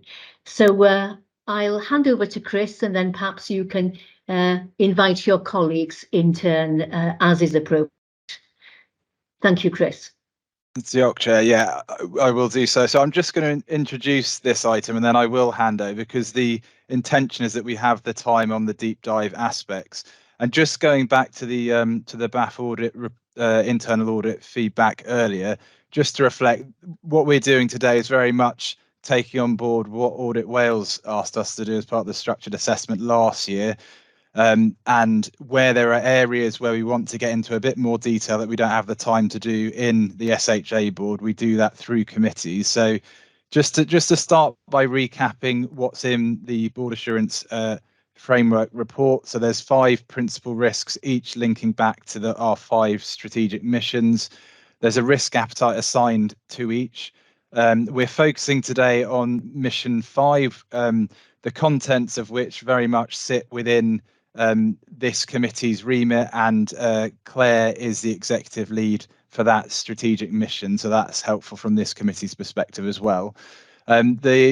Just a reminder, the risk appetite is moderate for this strategic mission. It's very broad, so I think it's probably fair to say that reflects the fact that there are areas within that strategic mission and risk that are, we're quite open from a risk perspective, and other areas where we're much more cautious.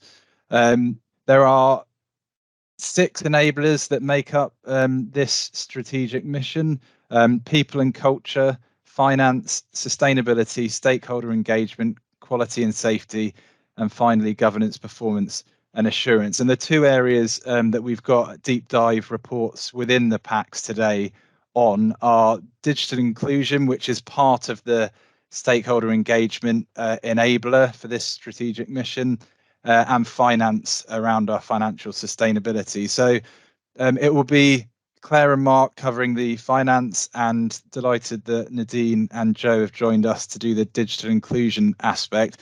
So I'll hand over. Claire, as the exec lead for this mission, do you want to say a few words, and then whether it's yourselves or Nadine and Joe that go first, I'll leave that up to you. Okay, thank you, Chris. Yeah, I am the exec lead for Mission 5. And as Chris has already alluded to, when we discuss the risk score for this one, we have quite an interesting discussion, because obviously it's quite a broad range of activities, and coming to a single risk score can be challenging. But I think what we've demonstrated is there are highs and lows, but on average, this is what the moderate risk is, where we've placed it. So as I've started talking, and I will present my bit on finance, if that's okay, Joanna, and then I'll hand over and we'll look at inclusion. So what I'm going to cover is the deep dive in and around our savings plan and our actions to address the financial challenge that was instigated following the chief exec and the chair's meeting with the minister earlier this year in July, which really laid out the requirement for us as an SHA, unlike a health board that have a significant financial deficit and were actually forecasting an imbalanced position, we, despite the inflationary challenges we were looking to address, were looking to balance. But we were asked to look at improving our financial position, to put everything on the table, and to only look at making essential spend over the forthcoming remainder of this financial year. So as an exec team, we looked at all committed spend and uncommitted spend, and through each directorate identified areas where we could foresee the opportunity to take savings. And as we've already alluded to, some of those were in the vacancy space, but equally we identified £2.5 million of opportunities to reduce spend, which covers areas such as COVID. And if you look at our SHA financial reports, you will see that the activity around both track and trace and vaccine had been lower than planned and budgeted. And we had taken some changes in terms of the way we text and message. So that gave us an opportunity to reduce spend. We also looked at slowing some digital investments, and we also looked within our own budgets to make choices around uncommitted spend, and that totaled around £2.5 million.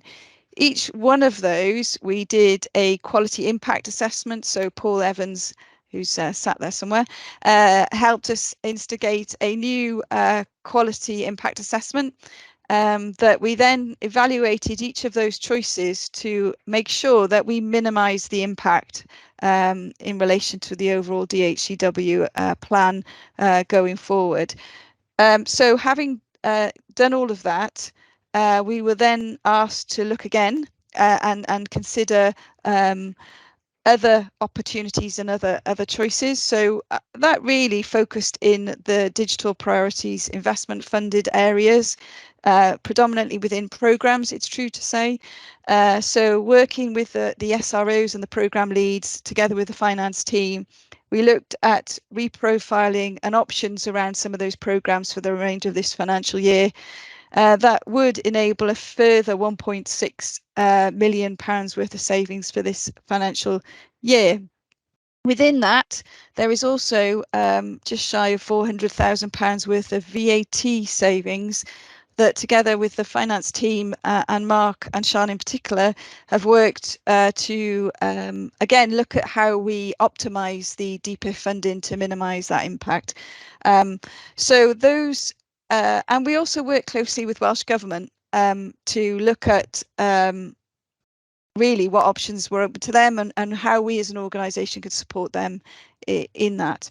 So that took our total up to 4.1 million proposals, and then there was 2 sticking plasters that we have been back and forth with Welsh Government over the last year. One of those related to a cyber investment in terms of replacement of the SIEM, and the other one was in relation to our data centre move. Given our financial position and the fact that we had higher than expected vacancy or higher than planned vacancy factor in month 5, we took the position that we would look to self-fund those for this financial year. And having just literally in the last day or so posted our month 6 position, I'm now more increasingly confident that we would be able to absorb those as an organisation going forward. Again, each one of those is being quality assessed, and I suppose it's now really the challenge for us as finance is to deliver on those savings, and we track them obviously through our management board and through the finance scrutiny committee, but also in our not capital and non-pay group.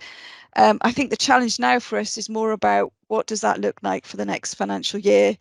And what do we foresee and what choices we'll have to make as an organisation in order to develop a balanced position going forward. So we are awaiting a response from Welsh Government to our savings plans. There is an announcement, I think, this afternoon in the Senedd, so that should indicate and enable them to respond appropriately. And I would foresee within the next couple of weeks, we'll have either a confirmation or another challenge on the horizon in order to deliver and participate in the NHS challenge that the finance position equates to. So I think that really shows that as a team our part in addressing the financial challenge, the risks around that, and how we've looked to assess the quality impacts, but also our ability to deliver that. And obviously, as an audit committee, as we go into our plans for next year, you'll be fully briefed. You'll probably see that risk profile go up again, I'm afraid, Chris, in how we mitigate the challenges that we will foresee over the next financial year. So before I hand over to Joanna on the digital inclusion, I'm happy to pick up, Chair, any questions at this point. Thank you, Claire, for that very clear update. And as you say, we are expecting a statement at the Senedd this afternoon, so we should be getting a little more clarity as a result of that. I'll take Chris first and then Ruth, please. Chris.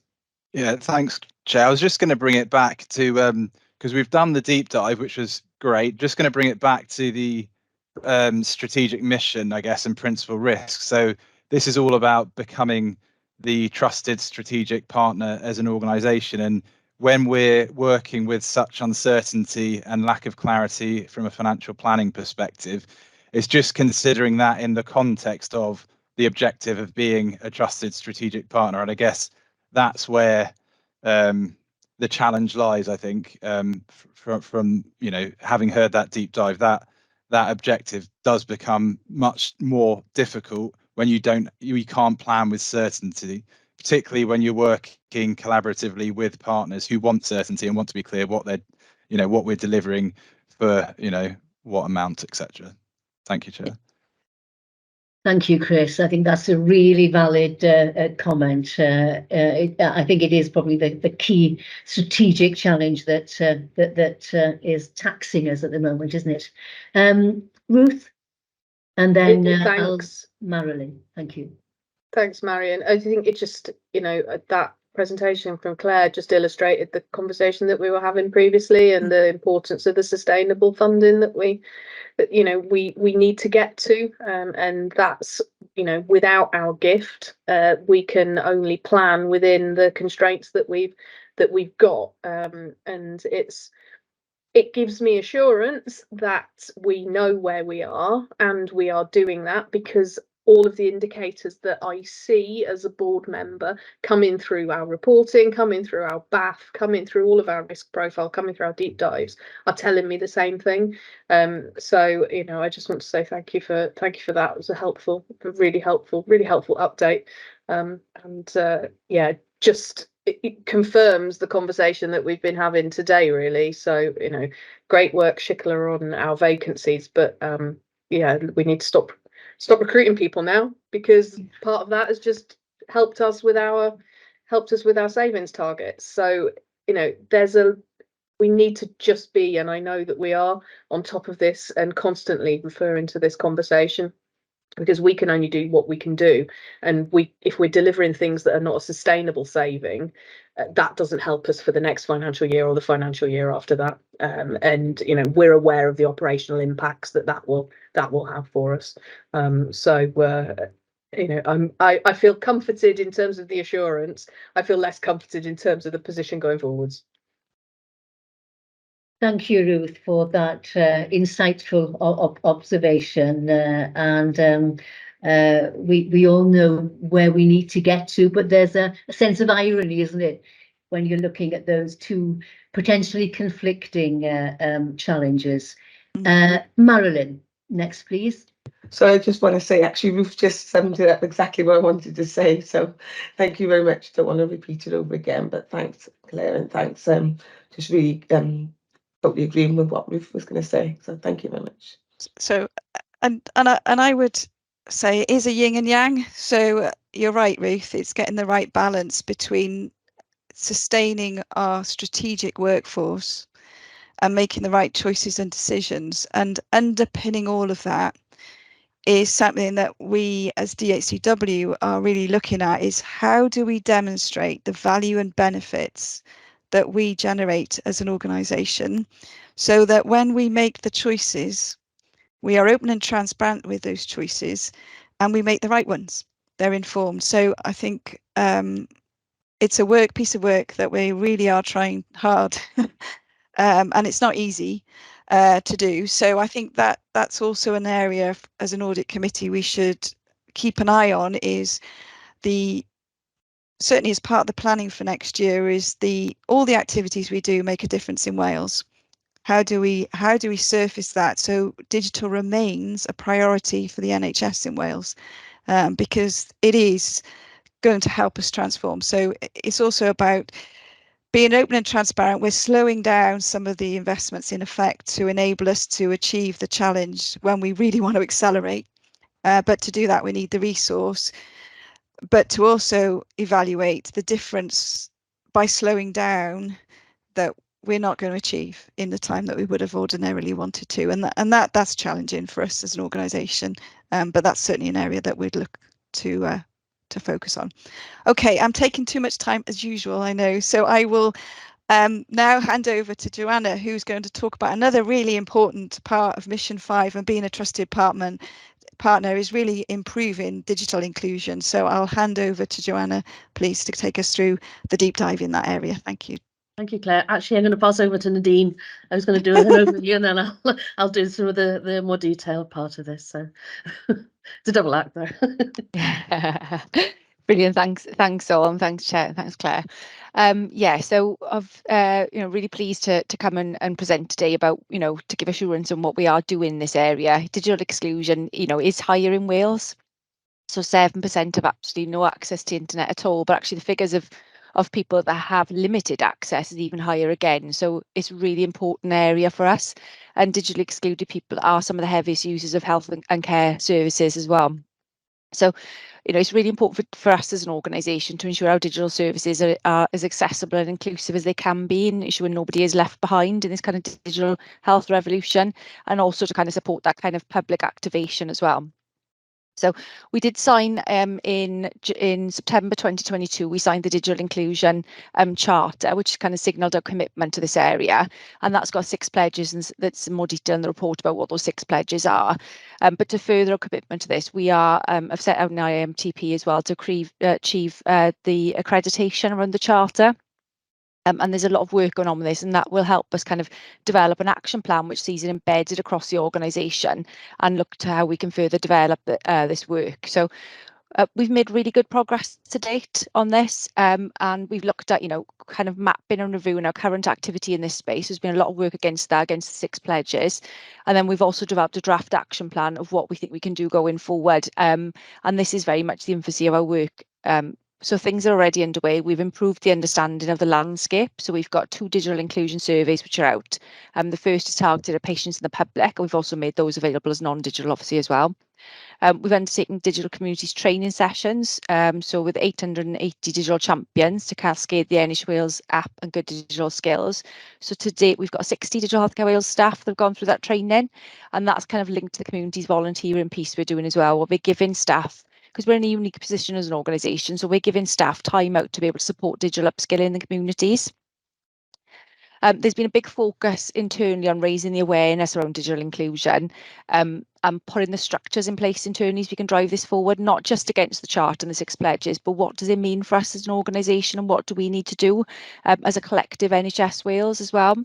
So we had digital inclusion was tabled for a key topic for the staff conference in April 2023, and we held the directors strategic session the same month as well, and we've done a listening and learning session with our board, so it comes right from the very top so people understand. A lot of people on this call actually run those sessions and give some really great input and feedback for us as well. I'm really pleased to say Helen Thomas, our CEO, has put herself forward as the exec lead for digital inclusion. That kind of really signals how important it is to us as an organisation. And we're looking at establishing the digital inclusion working group then. So we'll have representation from across the organisation, and we'll look at how we drive this forward as an agenda. We did open that out actually as an expression of interest to our staff, and we've had a great response. So we're looking at putting the first meeting in place in November. So we're really pleased about that. So one of the things that some of the things we need to do going forward. So for us, it's about establishing that digital inclusion working group. We're going to have explore the opportunities to work partnership working with the NHS and other commercial partners as well, because this is not just something we can drive forward, and there is a lot of work already going on in Wales, and actually we're really quite plugged into some of the activities that are happening and trying to bring all that together. So it's understanding where our role and where our maybe system leadership could be in that space as well. We are undertaking a mapping exercise and benchmarking across Wales and more broadly about what does good look like in this space. And through a partnership with WIDI as well, the Wales Institute for Digital Informatics. There is also a piece of work being done with Hywel and others as well, looking at that. So we're plugged into that, and we're looking at how we can work collaboratively in this space. We'll obviously be reviewing the results of the digital inclusion survey we've got coming out, and we'll be passing that through the working group as well. And we'll be looking at further opportunities around the community initiative we have as well then. So I think the other thing we're looking at doing is how we engage some of our network. So we'll be doing presentations to the Digital Directors Network. We'll be presenting content that can be provided to the independent members digital network again. So it's just making sure that we're giving the messaging and what we're doing in that space to the right people so that we can identify further opportunities to support the agenda. And the plan is that to review the draft action plan and get that submitted in to Digital Communities Wales then by the end of December. And we're working really closely with them, and there's a lot of exciting conversations coming out of that. So we're making good progress on this agenda, I think, and we're putting a solid plan in place for how we're going to achieve this and actually what it means to us as an organisation going forward. I think this area is going to get even more important as we go because of the kind of landscape we're in with Wales. So it's really, I think the key is making sure we've got good representation on that working group, and that every directorate is understanding this agenda and what they need to do with us as an organisation. We're communicating that clearly to our partners about the importance of this and where the opportunities are, and that we make sure we protect that resource and support going forward for it. So I'm going to stop there because it's quite high level, but I invite Jo if she wants to come in to give a little bit more detail, because I'm really pleased Jo's on the call because she's actually been leading some of the work we've been doing in this area. Thank you very much, Nadine.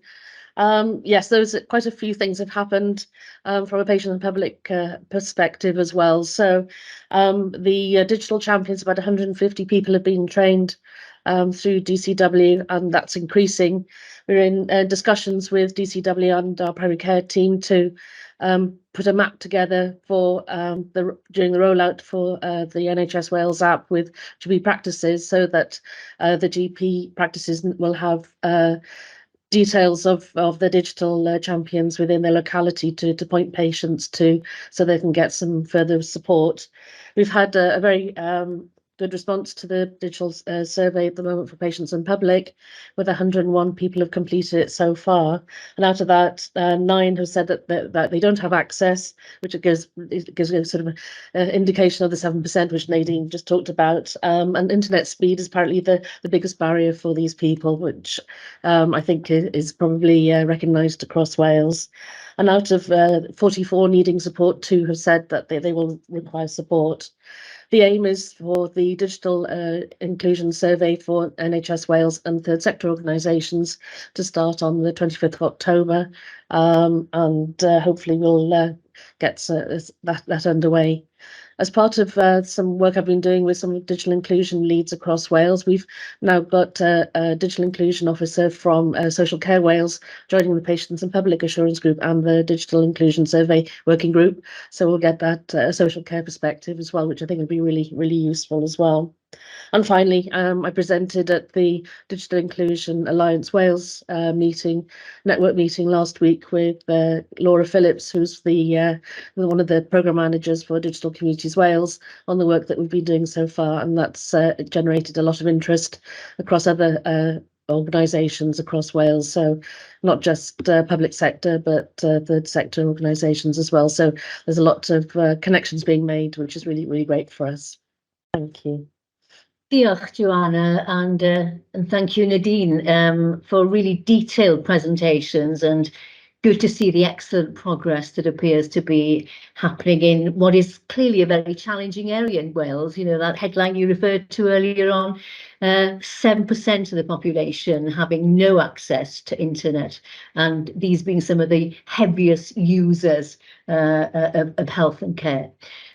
So thank you for that. I'm going to turn to Helen, and I'm sure that we're all delighted that Helen has agreed to chair the Digital Inclusion Group, which does reflect, I think, the seriousness that we're treating this whole agenda. Helen first, diolch. Thank you, Chair, and I wanted to say thank you to Nadine and Joanna for all of the excellent work that they're doing and the energy that's actually gone into this agenda for us, and to commend the committee actually for wanting to understand more about what we're doing in this space and to giving us the opportunity really to talk to you about it.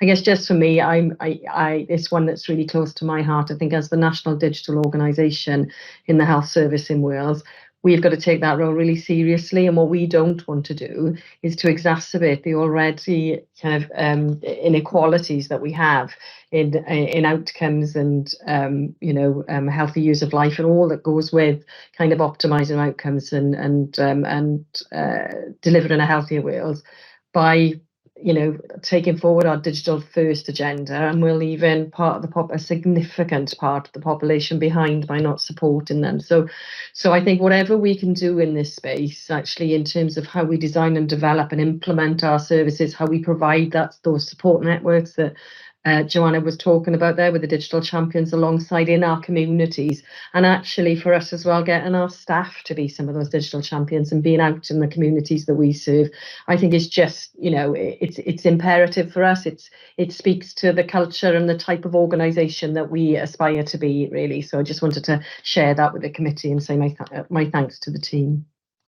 Diolch, Helen. Thank you for that. And I'll turn now to Madeline Bryan-Jones. I know this is a subject which is very close to your heart also, so do please come in. Can I just say thank you for all the hard work that's being done. It's really, really exemplary, and thanks for Helen being at the top and driving this agenda.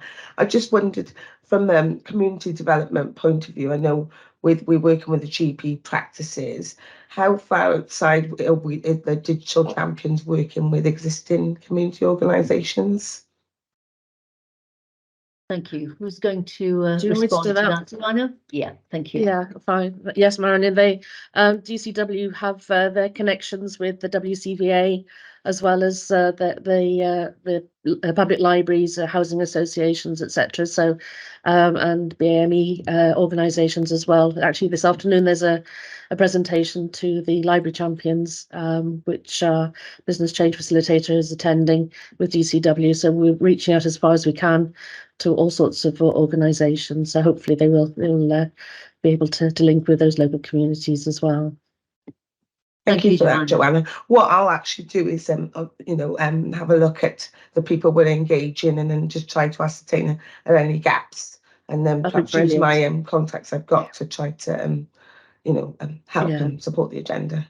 Thank you very much. Thank you for that, Joanna. Brilliant. Thank you. Thank you, Marilyn. I think that would be very much appreciated. I can see the nods around the table, and it's certainly an issue that we need to consider further. Where there are there any significant further gaps that we probably haven't identified yet? And Ruth, over to you then. Finally. Thanks, Marion.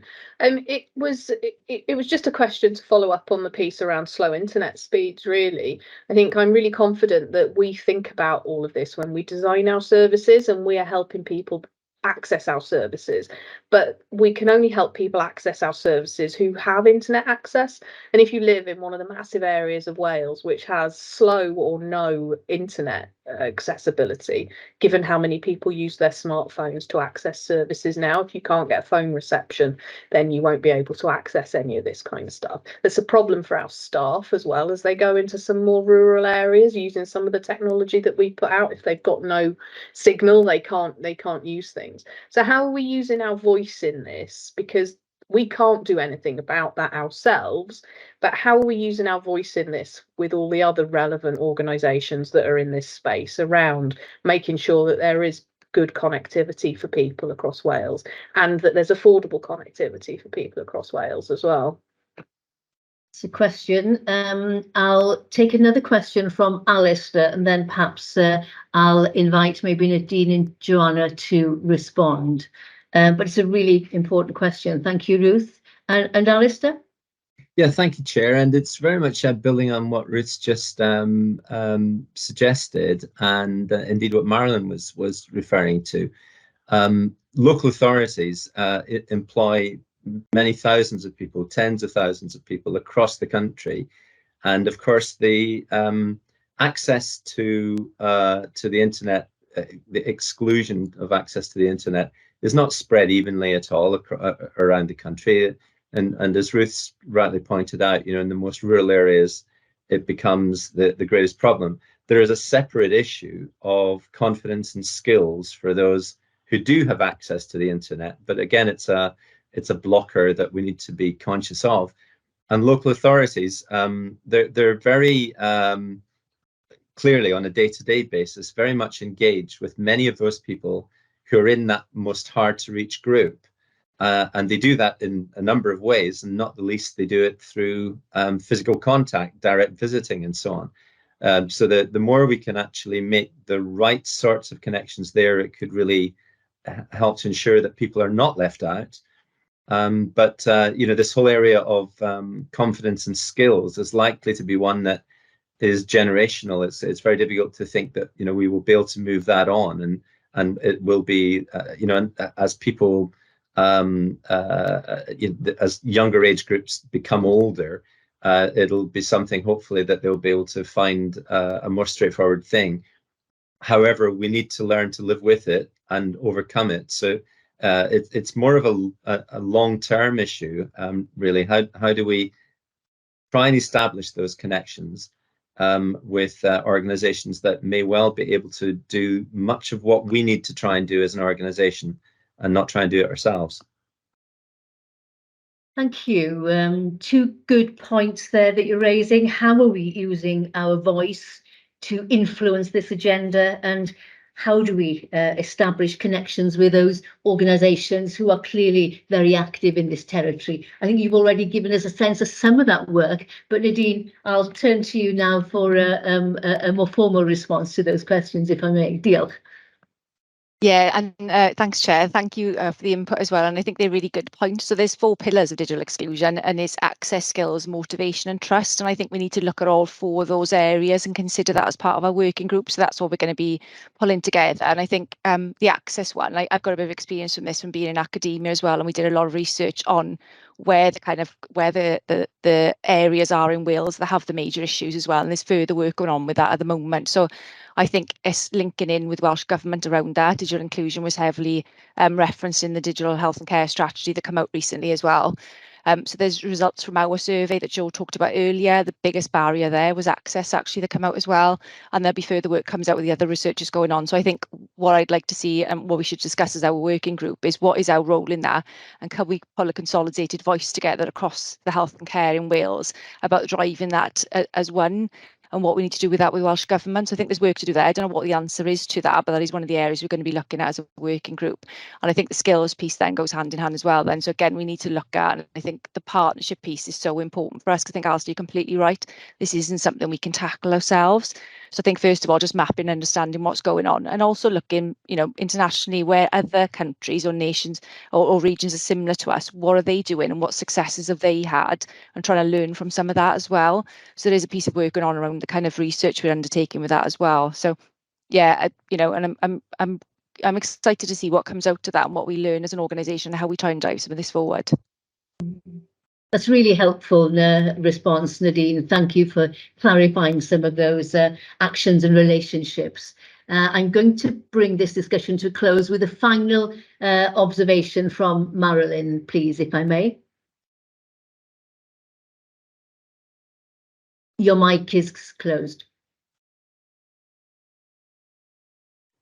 I just wanted to add to what Nadine said and the prior comment. For such a small organisation, we can't do it all. So I think our role can be very much in signposting and using people who have accessed our services to improve trust and confidence within the community as well. And I think that I heard a term the other day about, we call about hard to reach groups. I think we change the language to need to reach groups, because we want them, don't we? We want to find out what they think. So as I said, I think the work we've done so far is great, but as we can continue to learn from others and use people who've accessed our services to give confidence to others as well, and think about our role as not doing because we haven't got the resources, more about enabling and facilitating future. Yeah. So, It's really, and we're doing a piece of work around the toolkit as well about language we use. So we don't like the term hard to reach with them. We try and encourage people to use things like seldom heard or often ignored sometimes as well, and trying to, put the emphasis on it is our responsibility to engage those people and not the other way around. So yeah, really great point. Thanks, Marilyn. Thank you, Chair. Thank you. That's and I really like the need to reach group as well, which is another descriptor which you might want to consider in addition to those which you highlighted now. Well, thank you all. I think we've had a really helpful discussion and it's helped clarify what we're doing in that territory, the challenges and the opportunities in terms of digital inclusion.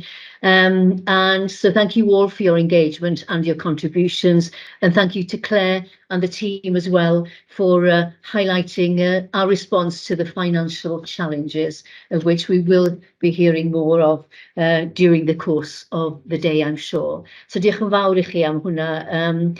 I think it's been a really helpful and valuable opportunity to stand back and have a bit more time to look at the challenges that are facing DHCW, and more crucially, the assurance of the actions that we are taking to mitigate the challenges. Diolch yn fawr. So it feels very appropriate in Siwmai week. Mae yn teimlo'n briodol iawn yn ystod wythnos y Gymraeg bo ni yn edrych ar yn adroddiad ar y Gymraeg. I was just saying it feels very appropriate in the Welsh week, where we're celebrating Siwmai and encouraging people to use the Welsh language, that we're now turning to the Welsh language report. And it's a pleasure now to invite Laura Tolley to provide a summary of the Welsh language report that's before you, which we're being asked to receive for assurance and to note the action plan for improvement. So, Laura, drosodd I chi. Diolch, Marion. And just touching on the Diwrnod Siwmai, the communications. It's been really great this week internally and externally, seeing a number of videos, 10 talks being held through the medium of Welsh. Evan did one yesterday that had about 120 people throughout it. It was fab. So it's a first for us in our comms. So it'll be good to see that going forward. So just as always, it's a pleasure just to present our Welsh language report to the committee, and I will just draw out some key highlights from the report today. So in terms of our current Welsh language skills as an organisation, we now have 39.8% of staff with a minimum of level 1 skills, which is great. Our target still remains to reach 50% at the end of Q4, and we are working closely with directorates who have the highest number of level 0 skills recorded, and that's currently in the operations directorate, but we're working closely with Sam Lloyd to try and get those improved. And we are also continuing to focus on targeting our staff who already have Welsh language skills, building up their confidence to further develop these. In terms of the Welsh language awareness course, completion of this has increased significantly since the last report, and we're now at 84.9%, which is really positive. The committee requested at the last meeting for some information specifically on our work in the community. So that's been included in section 4.7 of the report. So happy to take any questions in particular on that. And we also include our routine updates on the Welsh Language Action Plan. I don't plan to go through every action, but if I can, I just wanted to briefly update on those that have progressed relating to operational and service delivery areas since the last meeting. So in terms of telephone and reception, so the implementation of a new telephone system to filter calls to a Welsh-speaking member of staff has been delayed now until the end of October. But Welsh language skills within the service desk have really improved over the last couple of months, with 4 Welsh speakers at present able to deal with initial calls through the medium of Welsh. And in addition, almost all service desk staff members have completed a level 1 welcome course, which is really positive. And we've also been successful in the appointment of a Welsh-speaking receptionist who's due to start now in the coming week. In terms of meetings and public events and correspondence, so we've appointed a Welsh-speaking stakeholder engagement manager, and we're also part of DHW's communication and engagement network, which is supporting our work in this area. So we're hoping to see that progress more now as those posts, people starting those posts, and that network begins to develop more. And Chair, I know there was discussion at the last committee meeting in particular around assessing the Welsh language skills of jobs. There has been some progress in this area, but it is slow progress, and the committee will note in the report only 7 jobs descriptions have been assessed since the last committee meeting. But there has been a development of a new assessment tool by Powys Teaching Health Board, and we're hoping to adopt that here in DHW to improve the assessment process.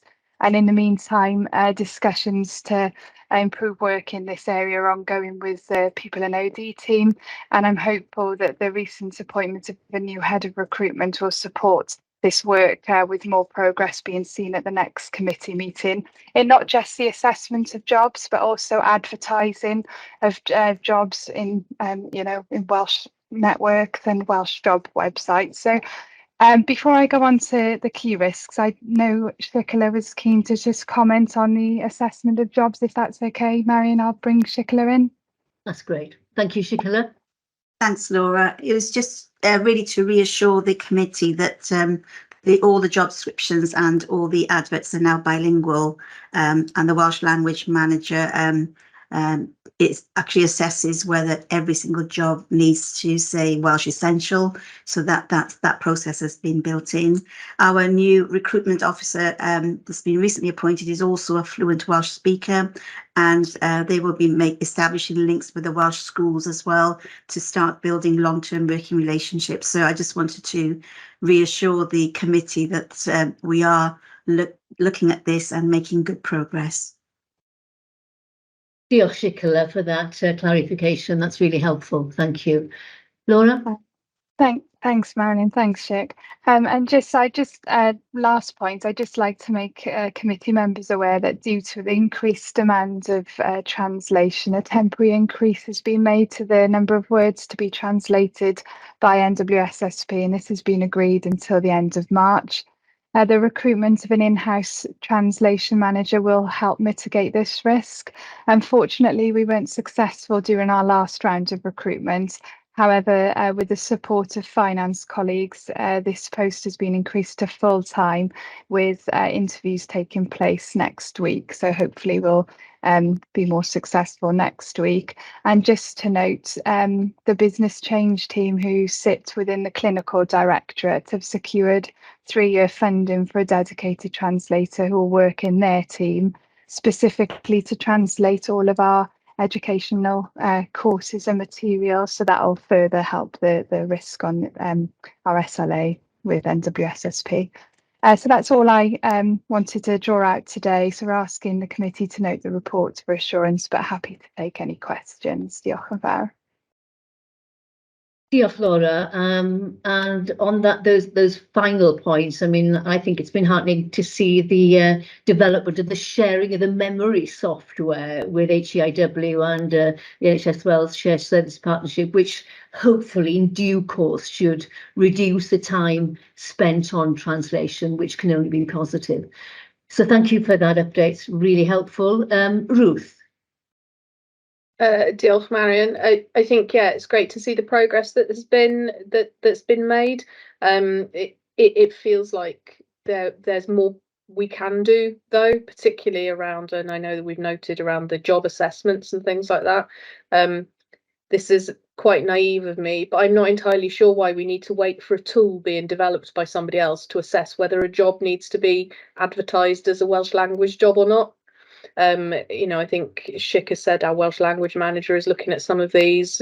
We should be able to make that judgment probably quite quickly ourselves, in my view. So it would be helpful, perhaps, Marion, to come back to some of this conversation at the next committee meeting, so we can see the progress that has been made.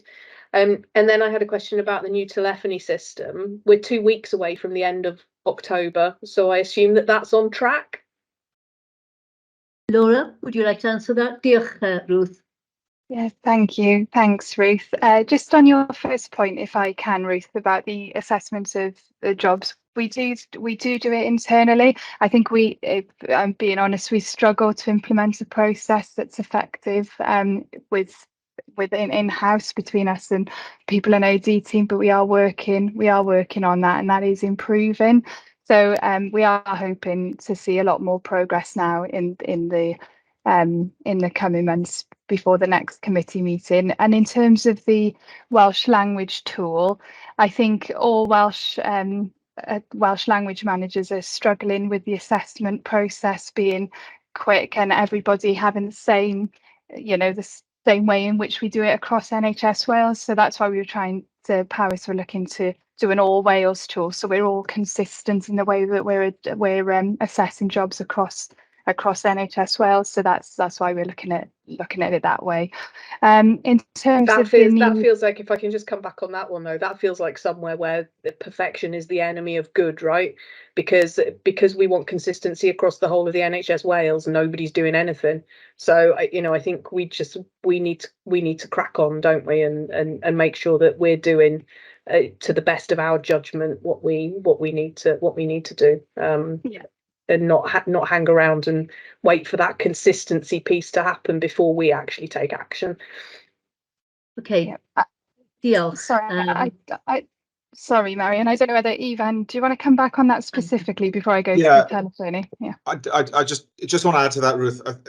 Absolutely, really strong points. And I think the challenge is that it's quite difficult to assess individual jobs in isolation on the need or the essentialness of the Welsh language, because, you know, for which jobs as specific standalone individual jobs is Welsh essential? Well, not that many. And the challenge is that we haven't really got the methodology, I suppose, you know, to judge jobs in context. Because if you have a comms team in an NHS organisation, you need some Welsh speakers, some confident Welsh speakers in that comms team somewhere. You don't necessarily have to be the head of comms, but you do need some. So it's, you know, it's kind of quite fluid. So we're wrestling with that at the minute. How do we get a view of where we've got gaps in teams, and then what is the best approach? So on the engagement, for example, we recruited and try to build in the flexibility for us to try to make sure that at least one of those 3 posts was somebody who was confident and fluent in Welsh.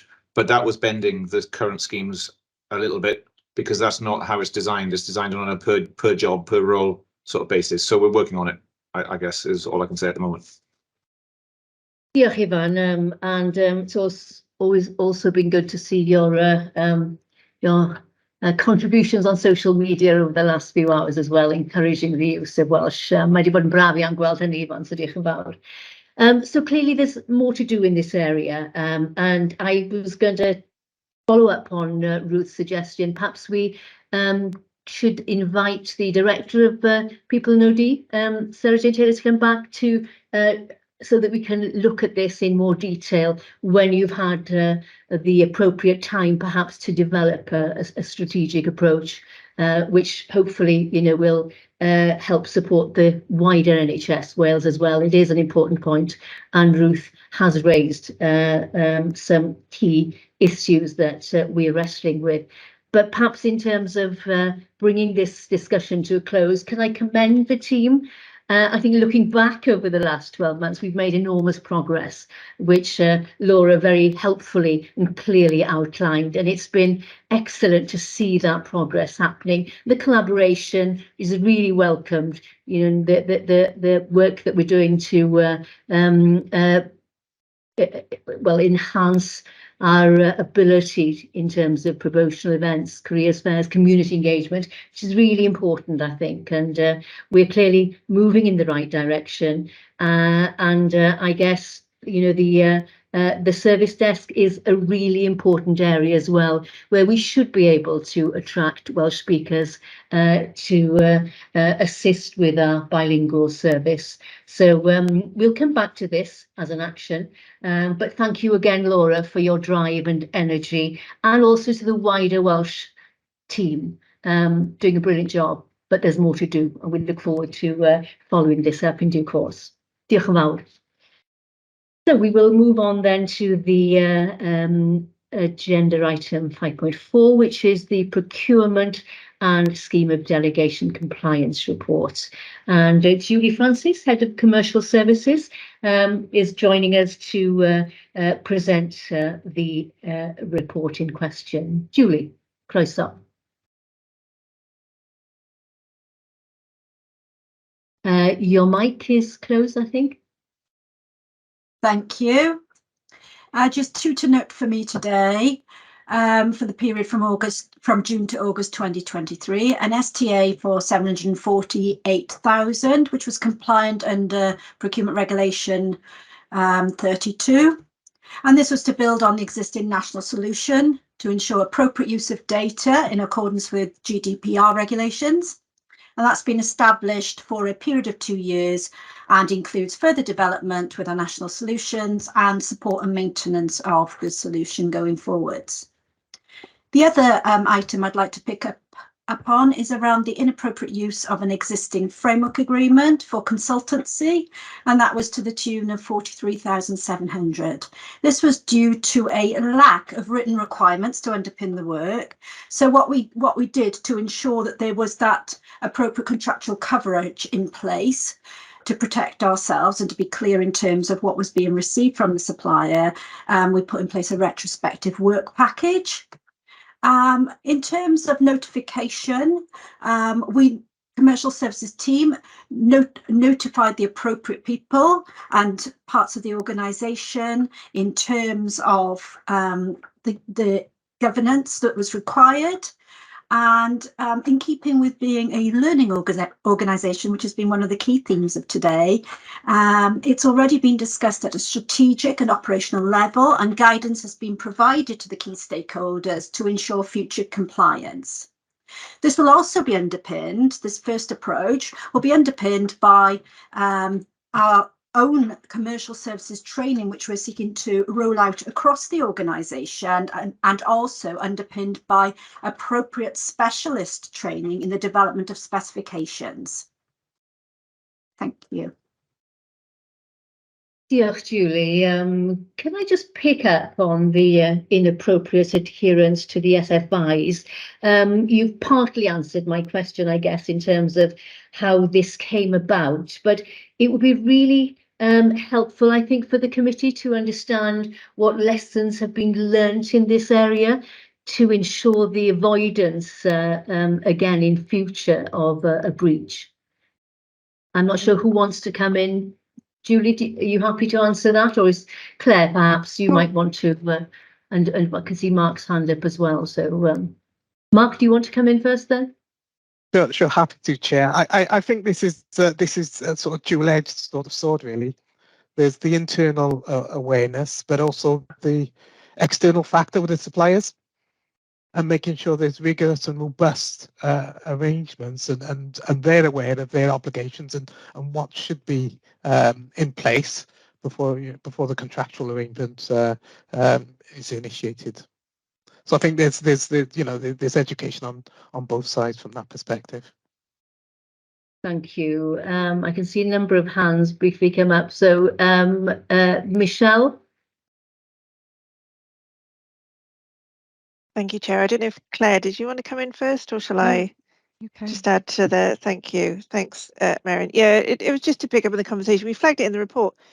We haven't flagged these non-conformances before. This is something that was picked up specifically, so we thought it was helpful to include in the procurement report on this occasion.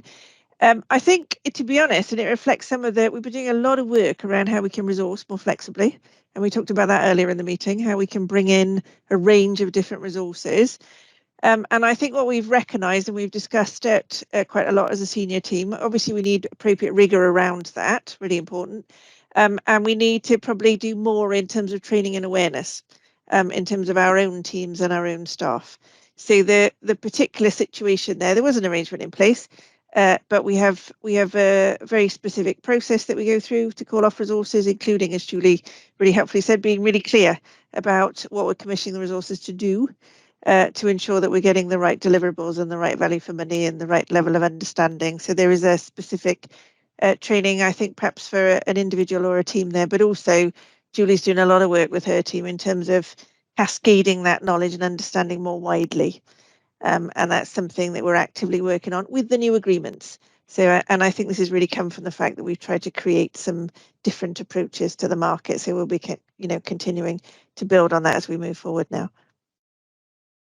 Thank you, Michelle. It's really helpful for you to highlight the approach towards transparency, which I think is something we all appreciate. Julie, I'll take you, and then we'll turn to Claire to close up the discussion. Yeah, I just want to pick up on the whole approach to reinforcing. So this is not going to be, this is just a one-off activity. This is about reinforcing a process across the organisation and with our suppliers, but also there's another aspect to this in terms of ensuring that the way that we deal with suppliers is more appropriately embedded across the organisation at a higher level via policies and the like. So I'm developing a policy at the moment with regards to this piece in terms of what our approach is to learning and development, to ensure that we are lined up as one across the organisation with regards to what we are expected to do, both where we are procuring direct with a supplier from a self-service perspective, and also using my team to lead on the more important strategic procurement activity. Does that make sense? Thank you, Julie. That's very helpful. Thank you. And finally, Claire, anything to add to that? So I think it's recognising we're a growing organisation. We talked about recruitment, and as we grow and develop, we need to ensure that we train and develop our new recruits to understanding our key processes and that they are compliant with those processes. So I think in the spirit of transparency, it's important that we highlight our areas of non-compliance, and we work then to make sure that we learn from those experiences and move on. So I welcome Julie and the team's response, and look forward to the training and awareness that we've already discussed, and also the developments of the self-serve. So I think it just shows where we are as an organisation and that we are a learning organisation ultimately. So great. Thank you, Claire, and thank you to the team for raising this particular issue and bringing it to our attention. So the committee is pleased to note the procurement and scheme of delegation compliance report, and thank you again, Julie, for presenting the report. Thank you, Marion.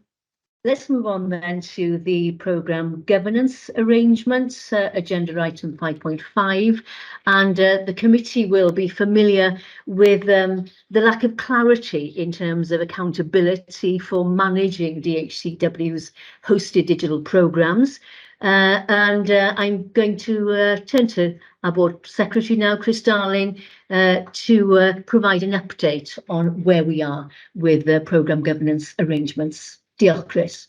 Diolch, Chair. Yeah, and I will be relatively quick on this one, just to update the committee, because I know we discussed this at the last committee meeting. So following the publication of the independent review into DHCW hosted programmes, that was commissioned by DHCW, it was supported by Welsh Government, and it should be noted up front, we've worked very closely with Welsh Government throughout this process. The fundamental outcome from the review was to try and simplify and clarify governance and reporting lines, and the key change being implemented is that accountability will shift. Accountability for the delivery of the programmes shifts from external SROs to our accountable officer, Helen Thomas, as Chief Exec. We've discussed internally the implications of these changes at Board Development Day back in April feels like a long time ago, at the last Audit Committee meeting. And as I said, the liaison with Welsh Government, particularly through Helen with the Chief Digital Officer throughout the process, has been there since the report was published. At the board meeting, I think it's worth the committee just noting some of the changes from a governance perspective that have been implemented now as we move towards the new operating arrangement. So our standing orders were updated and approved at the September board meeting.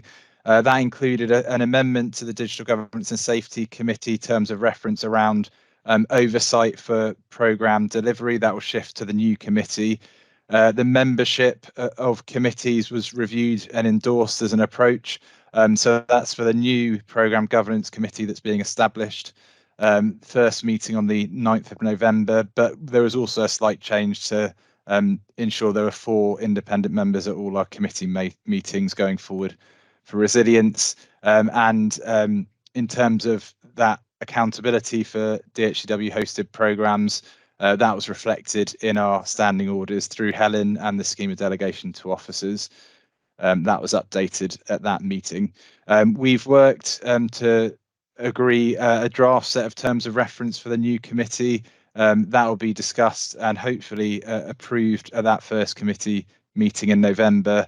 That will then come back to the board for formal endorsement, and the standing orders will be updated to reflect the new working arrangements. And as I mentioned in the risk section earlier, there are some implications for how committees work. So oversight of corporate risks relating to major programmes will sit within that committee moving forward, rather than the Digital Governance and Safety Committee. So they'll have that dedicated time and space to consider risks from a programme delivery perspective. So I think that's where we've got to, Chair. I'll pause there in case there are questions. Thank you for the clarity of that update, Chris. Are there any questions on the proposed new governance arrangements? Ivan Evans. Yeah, can I just make a comment that, well, I guess to clarify, because all of this is around trying to clarify the situation that we still currently have pending Welsh Government executing on certain changes. I don't feel that my accountability is changing in any way. Helen is accountable. I'm accountable through Helen for the programs that I'm the lead director for, NDR, DSPP, etc. And I am accountable for budgets, for money, for people, for employment, and for the delivery and the outcomes. And I report to the board on those things, and they're assured through the DG&S committee. I think the key change is that there is also an SRO for those programs who has a letter from the Welsh Government saying that they are accountable.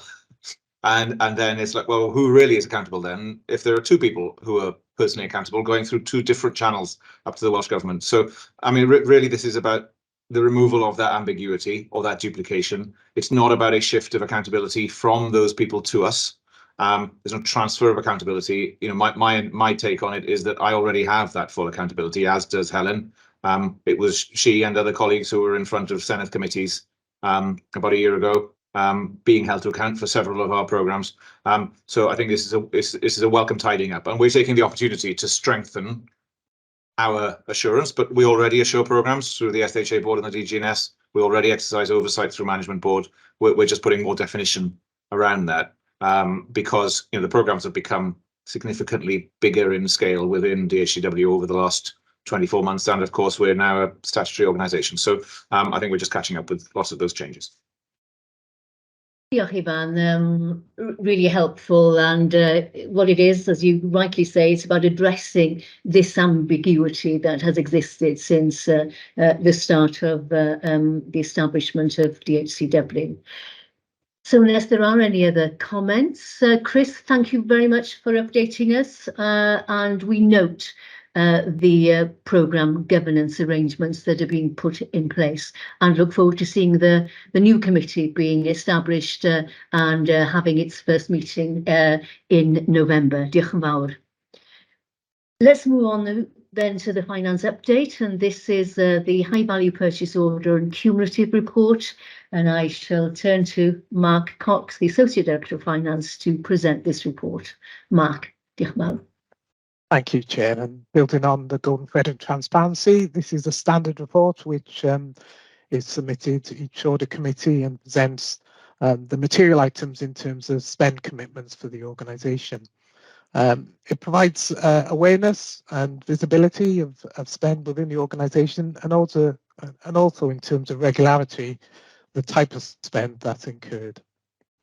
I'd just like to pick up a few of the key items in terms of the high value orders over 750,000. The main issue regarding over 750,000 spend is that it needs to go through the correct governance processes, and part of that assurance is highlighted within the attached appendices. In terms of table 1, I just want to pick up on the Microsoft spend, which are two major orders that have been generated through the period since the last audit committee. We've also identified and actually generated the order for the RISP procurement. So the enterprise license and the always license fee have been issued to support the RISP procurement, and that was a major achievement during the period. There are also multiple orders that have been issued to GP system suppliers, EMEAs, and also in practice as part of the ongoing support arrangements. In terms of the second element of the report, Table 2, which identifies cumulative supplier orders reaching 750k and more, I'd like to bring your attention to the DSPP programme, and in particular the KNOS supplier activity, who are supporting not only the development but also some of the support mechanisms that are required. The ongoing securing of the vehicles in terms of the employee lease scheme, and indeed some of the additional benefits of this particular exercise is the fact that employees can actually afford to lease electric vehicles as opposed to petrol-based vehicles, helping with the actual decarbonisation agenda. Lastly, on B4, I'd like to identify and flag up to the audit committee some of the work that's been contracted with TPX Impact in terms of supporting cloud adoption, and also the technical resource requirements which are currently vacant within the organisation. So those are the main key items I'd like to bring to the attention of the Audit Committee. Obviously, there's a lot of detail within the appendices, and I'm happy to take questions. Thank you, Mark. Can I ask whether there are any contributions, any questions? If not, then thank you again, Mark, for highlighting some of those key points from the report. So as a committee, I think we're happy to note the report and the high value and cumulative high value orders that have been raised to date. Diolch yn fawr.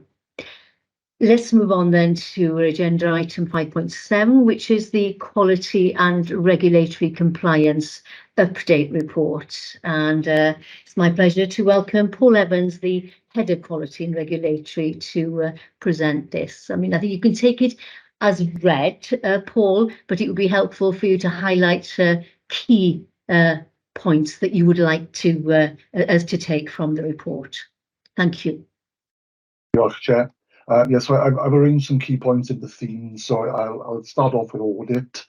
Our risk-based internal audit programme continues to operate effectively. At the end of Q2, the programme is 100% compliant with the plan.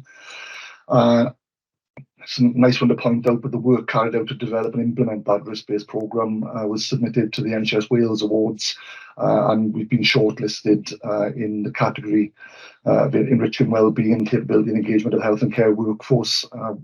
From 28 entries, we're into the final 3, with the virtual awards ceremony on November the 15th. For external audits, there have been 3 successful external audits in Q2. Stage 1 and Stage 2 recertification for ISO 20000, and the first stage certification audit for the new ISO 34015, which replaces BS 76005. All the findings from those audits have been logged onto the QIAL and have been addressed by the relevant teams. And there are 3 further audits planned in Q3. Actually, one has just been completed last week, which was the Stage 2 audit for 34015. Actually, and 76,000 surveillance visit was completed last week. So the only one outstanding is the Service Desk Institute to have a surveillance visit due in the quarter. Moving on to the wider quality management system, the team are working continually with document owners to increase the percentage of documents within due date for review. And we've seen some significant improvements during the last quarter. And this work will be further supported by work on the document management strategy, which we're aiming to get to weekly execs in December. And I know corporate governance colleagues are working through a number of policies in the approval process. There's been a continued focus on QIAL figures, and the QIAL Task and Finish group actually managed to reduce the number of open findings from 94 down to 35 prior to migration onto the non-compliance model of iPassport in line with the INDP and the Quality Annual Plan. So there's some great work going on there.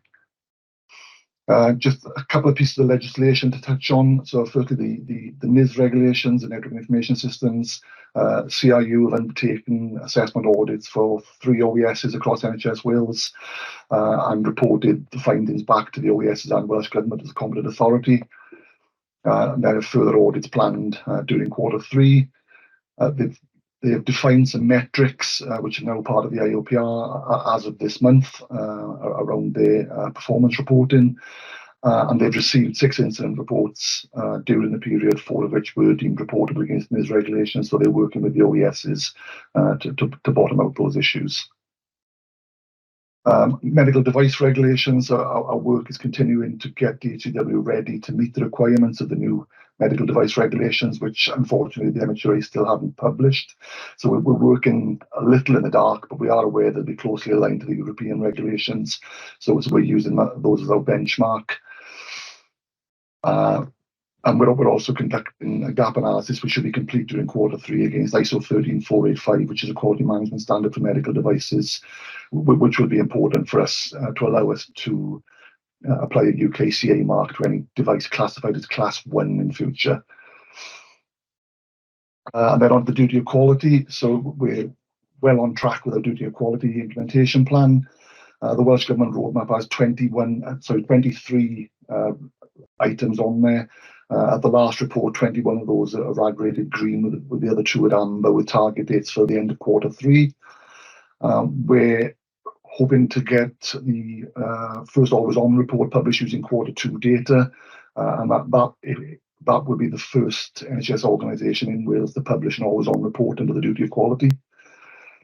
We're working on developing a product-based quality framework in line with duty quality expectations and capturing Duran's quality quadrilogy as part of that. And just finally, the key activities moving into the next quarter are continued duty of quality compliance, rolling out the quality improvement training and toolkit in line with INTP milestones, further work on the quality impact assessment toolkit that Claire mentioned earlier, and the work on the product-based quality framework. And yeah, I'm happy to take any questions. Diolch, Paul. Thank you. You've given us a very clear resume of all that work that's going on in this area. It's really helpful in terms of assurance. I'm going to open it for questions, and I've got Ruth. Thank you. Diolch, Marion. It's a request, really. It's a matter of record how much I love quality and the work that we do at DHCW on this. It feels to me like quality has been languishing at the end of our agendas a lot lately, and we get to this point and we don't have sufficient time to have a good enough discussion about where we are really, you know, leaders in the system on quality and how we're embedding this across DHCW, what that means for our IMTP. And particularly over the last year, I don't think we've had an in-depth discussion around some of this since Alistair and Marilyn have joined the committee. So it strikes me that now would be the time for me to request that perhaps we could move this up the agenda and spend a little bit more time at one of our next committee meetings to get into some of this detail, because I think it's so critical to the way that we operate, how we deliver our IMTP, and for us as a committee having assurance across the whole breadth of what the organisation does. Because that's what we will see through the work of the quality team. So yeah, it's a request, Chair, please, to consider that for the next agenda or a point in time where we can come back and have that slightly more in-depth conversation, because it's so worth it. Thank you, Ruth. I think your point is well made. We'll certainly have those discussions and bring it back to a future committee and include it on the work plan. And I think the point you're making about just rejigging the agenda so that we can create a bit more space in a future meeting as well. So thank you for making that. Thank you again, Paul. Really appreciate your report. And you can see that we are taking quality very seriously. So we look forward to perhaps more detailed engagement on this subject area going forward. And thank you again, and your team as well, for the work that's been carried out. Diolch yn fawr. And then finally, last but not least, as I'd like to add, it's the decarbonisation estates and compliance report. So I'm going to ask Julie Ash now then to present this report, which is for noting.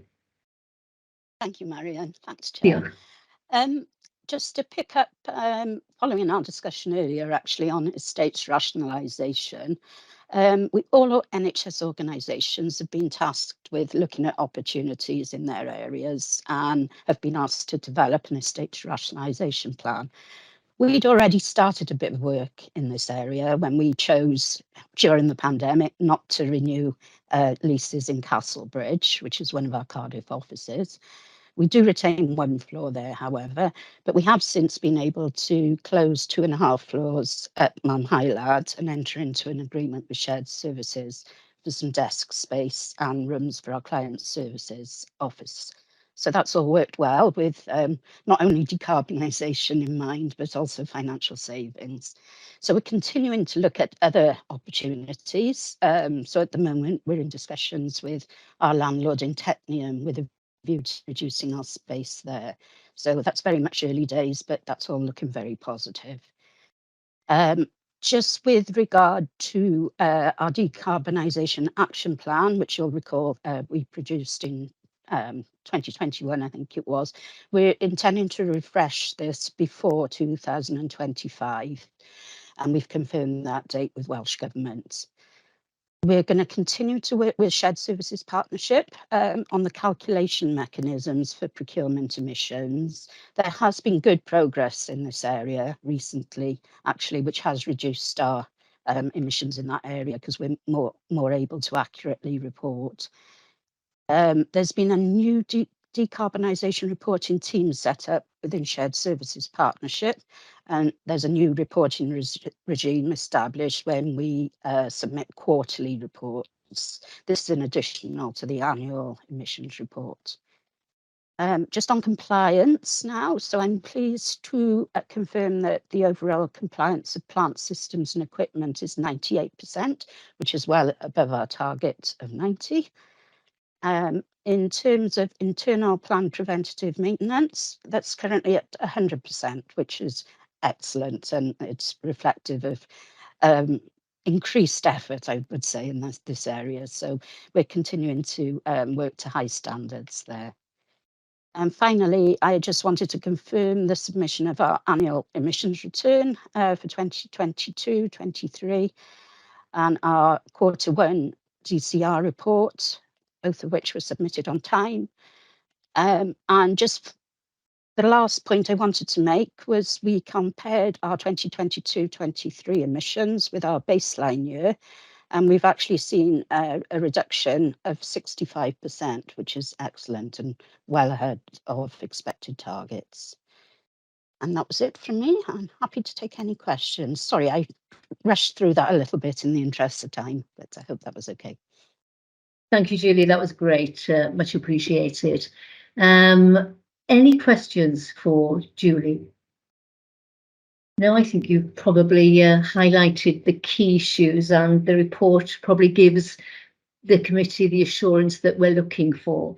So thank you very much for presenting that. Got nods around the table in support. So thank you again for the content of that report and for presenting it so clearly. Thank you. I think then that brings us to the closing matters of today's committee meeting. We've got the highlight committee report to finalise. I'm just interested in your comments. I mean, the current NHS Wales financial climate and the key risks I think we've identified to achieving strategic mission 5 is one certainly to escalate. We've seen the internal audit plan progressing. Keynote noteworthy addition of the iCare digitisation programme, and there are a number of other issues that we've discussed. There are elements of the progress that we are seeing on the digital inclusion agenda, I think, which needs highlighting to board as well, and a number of other agenda items which I will include following discussion perhaps with Chris. Can I just check whether there's anything else specifically that hasn't been highlighted during the course of this morning that you would want to include? You happy for us to have that discussion outside? There are elements of the Welsh language report I think perhaps we will include, and there's the WICIS, the data discovery consultancy outside the agreed process, which we will include as well for board escalation. I can't see any other additions, so Chris, we will put our heads together and pull together the detailed report if you're happy with that approach. Thank you then. I don't have any other urgent business which has been brought to my attention. So in the interest of time, can I thank you all for your contributions and your engagement throughout the morning. I think it's been a good, constructive meeting, and good to have Helen's company as well as an observer. We've enjoyed having you.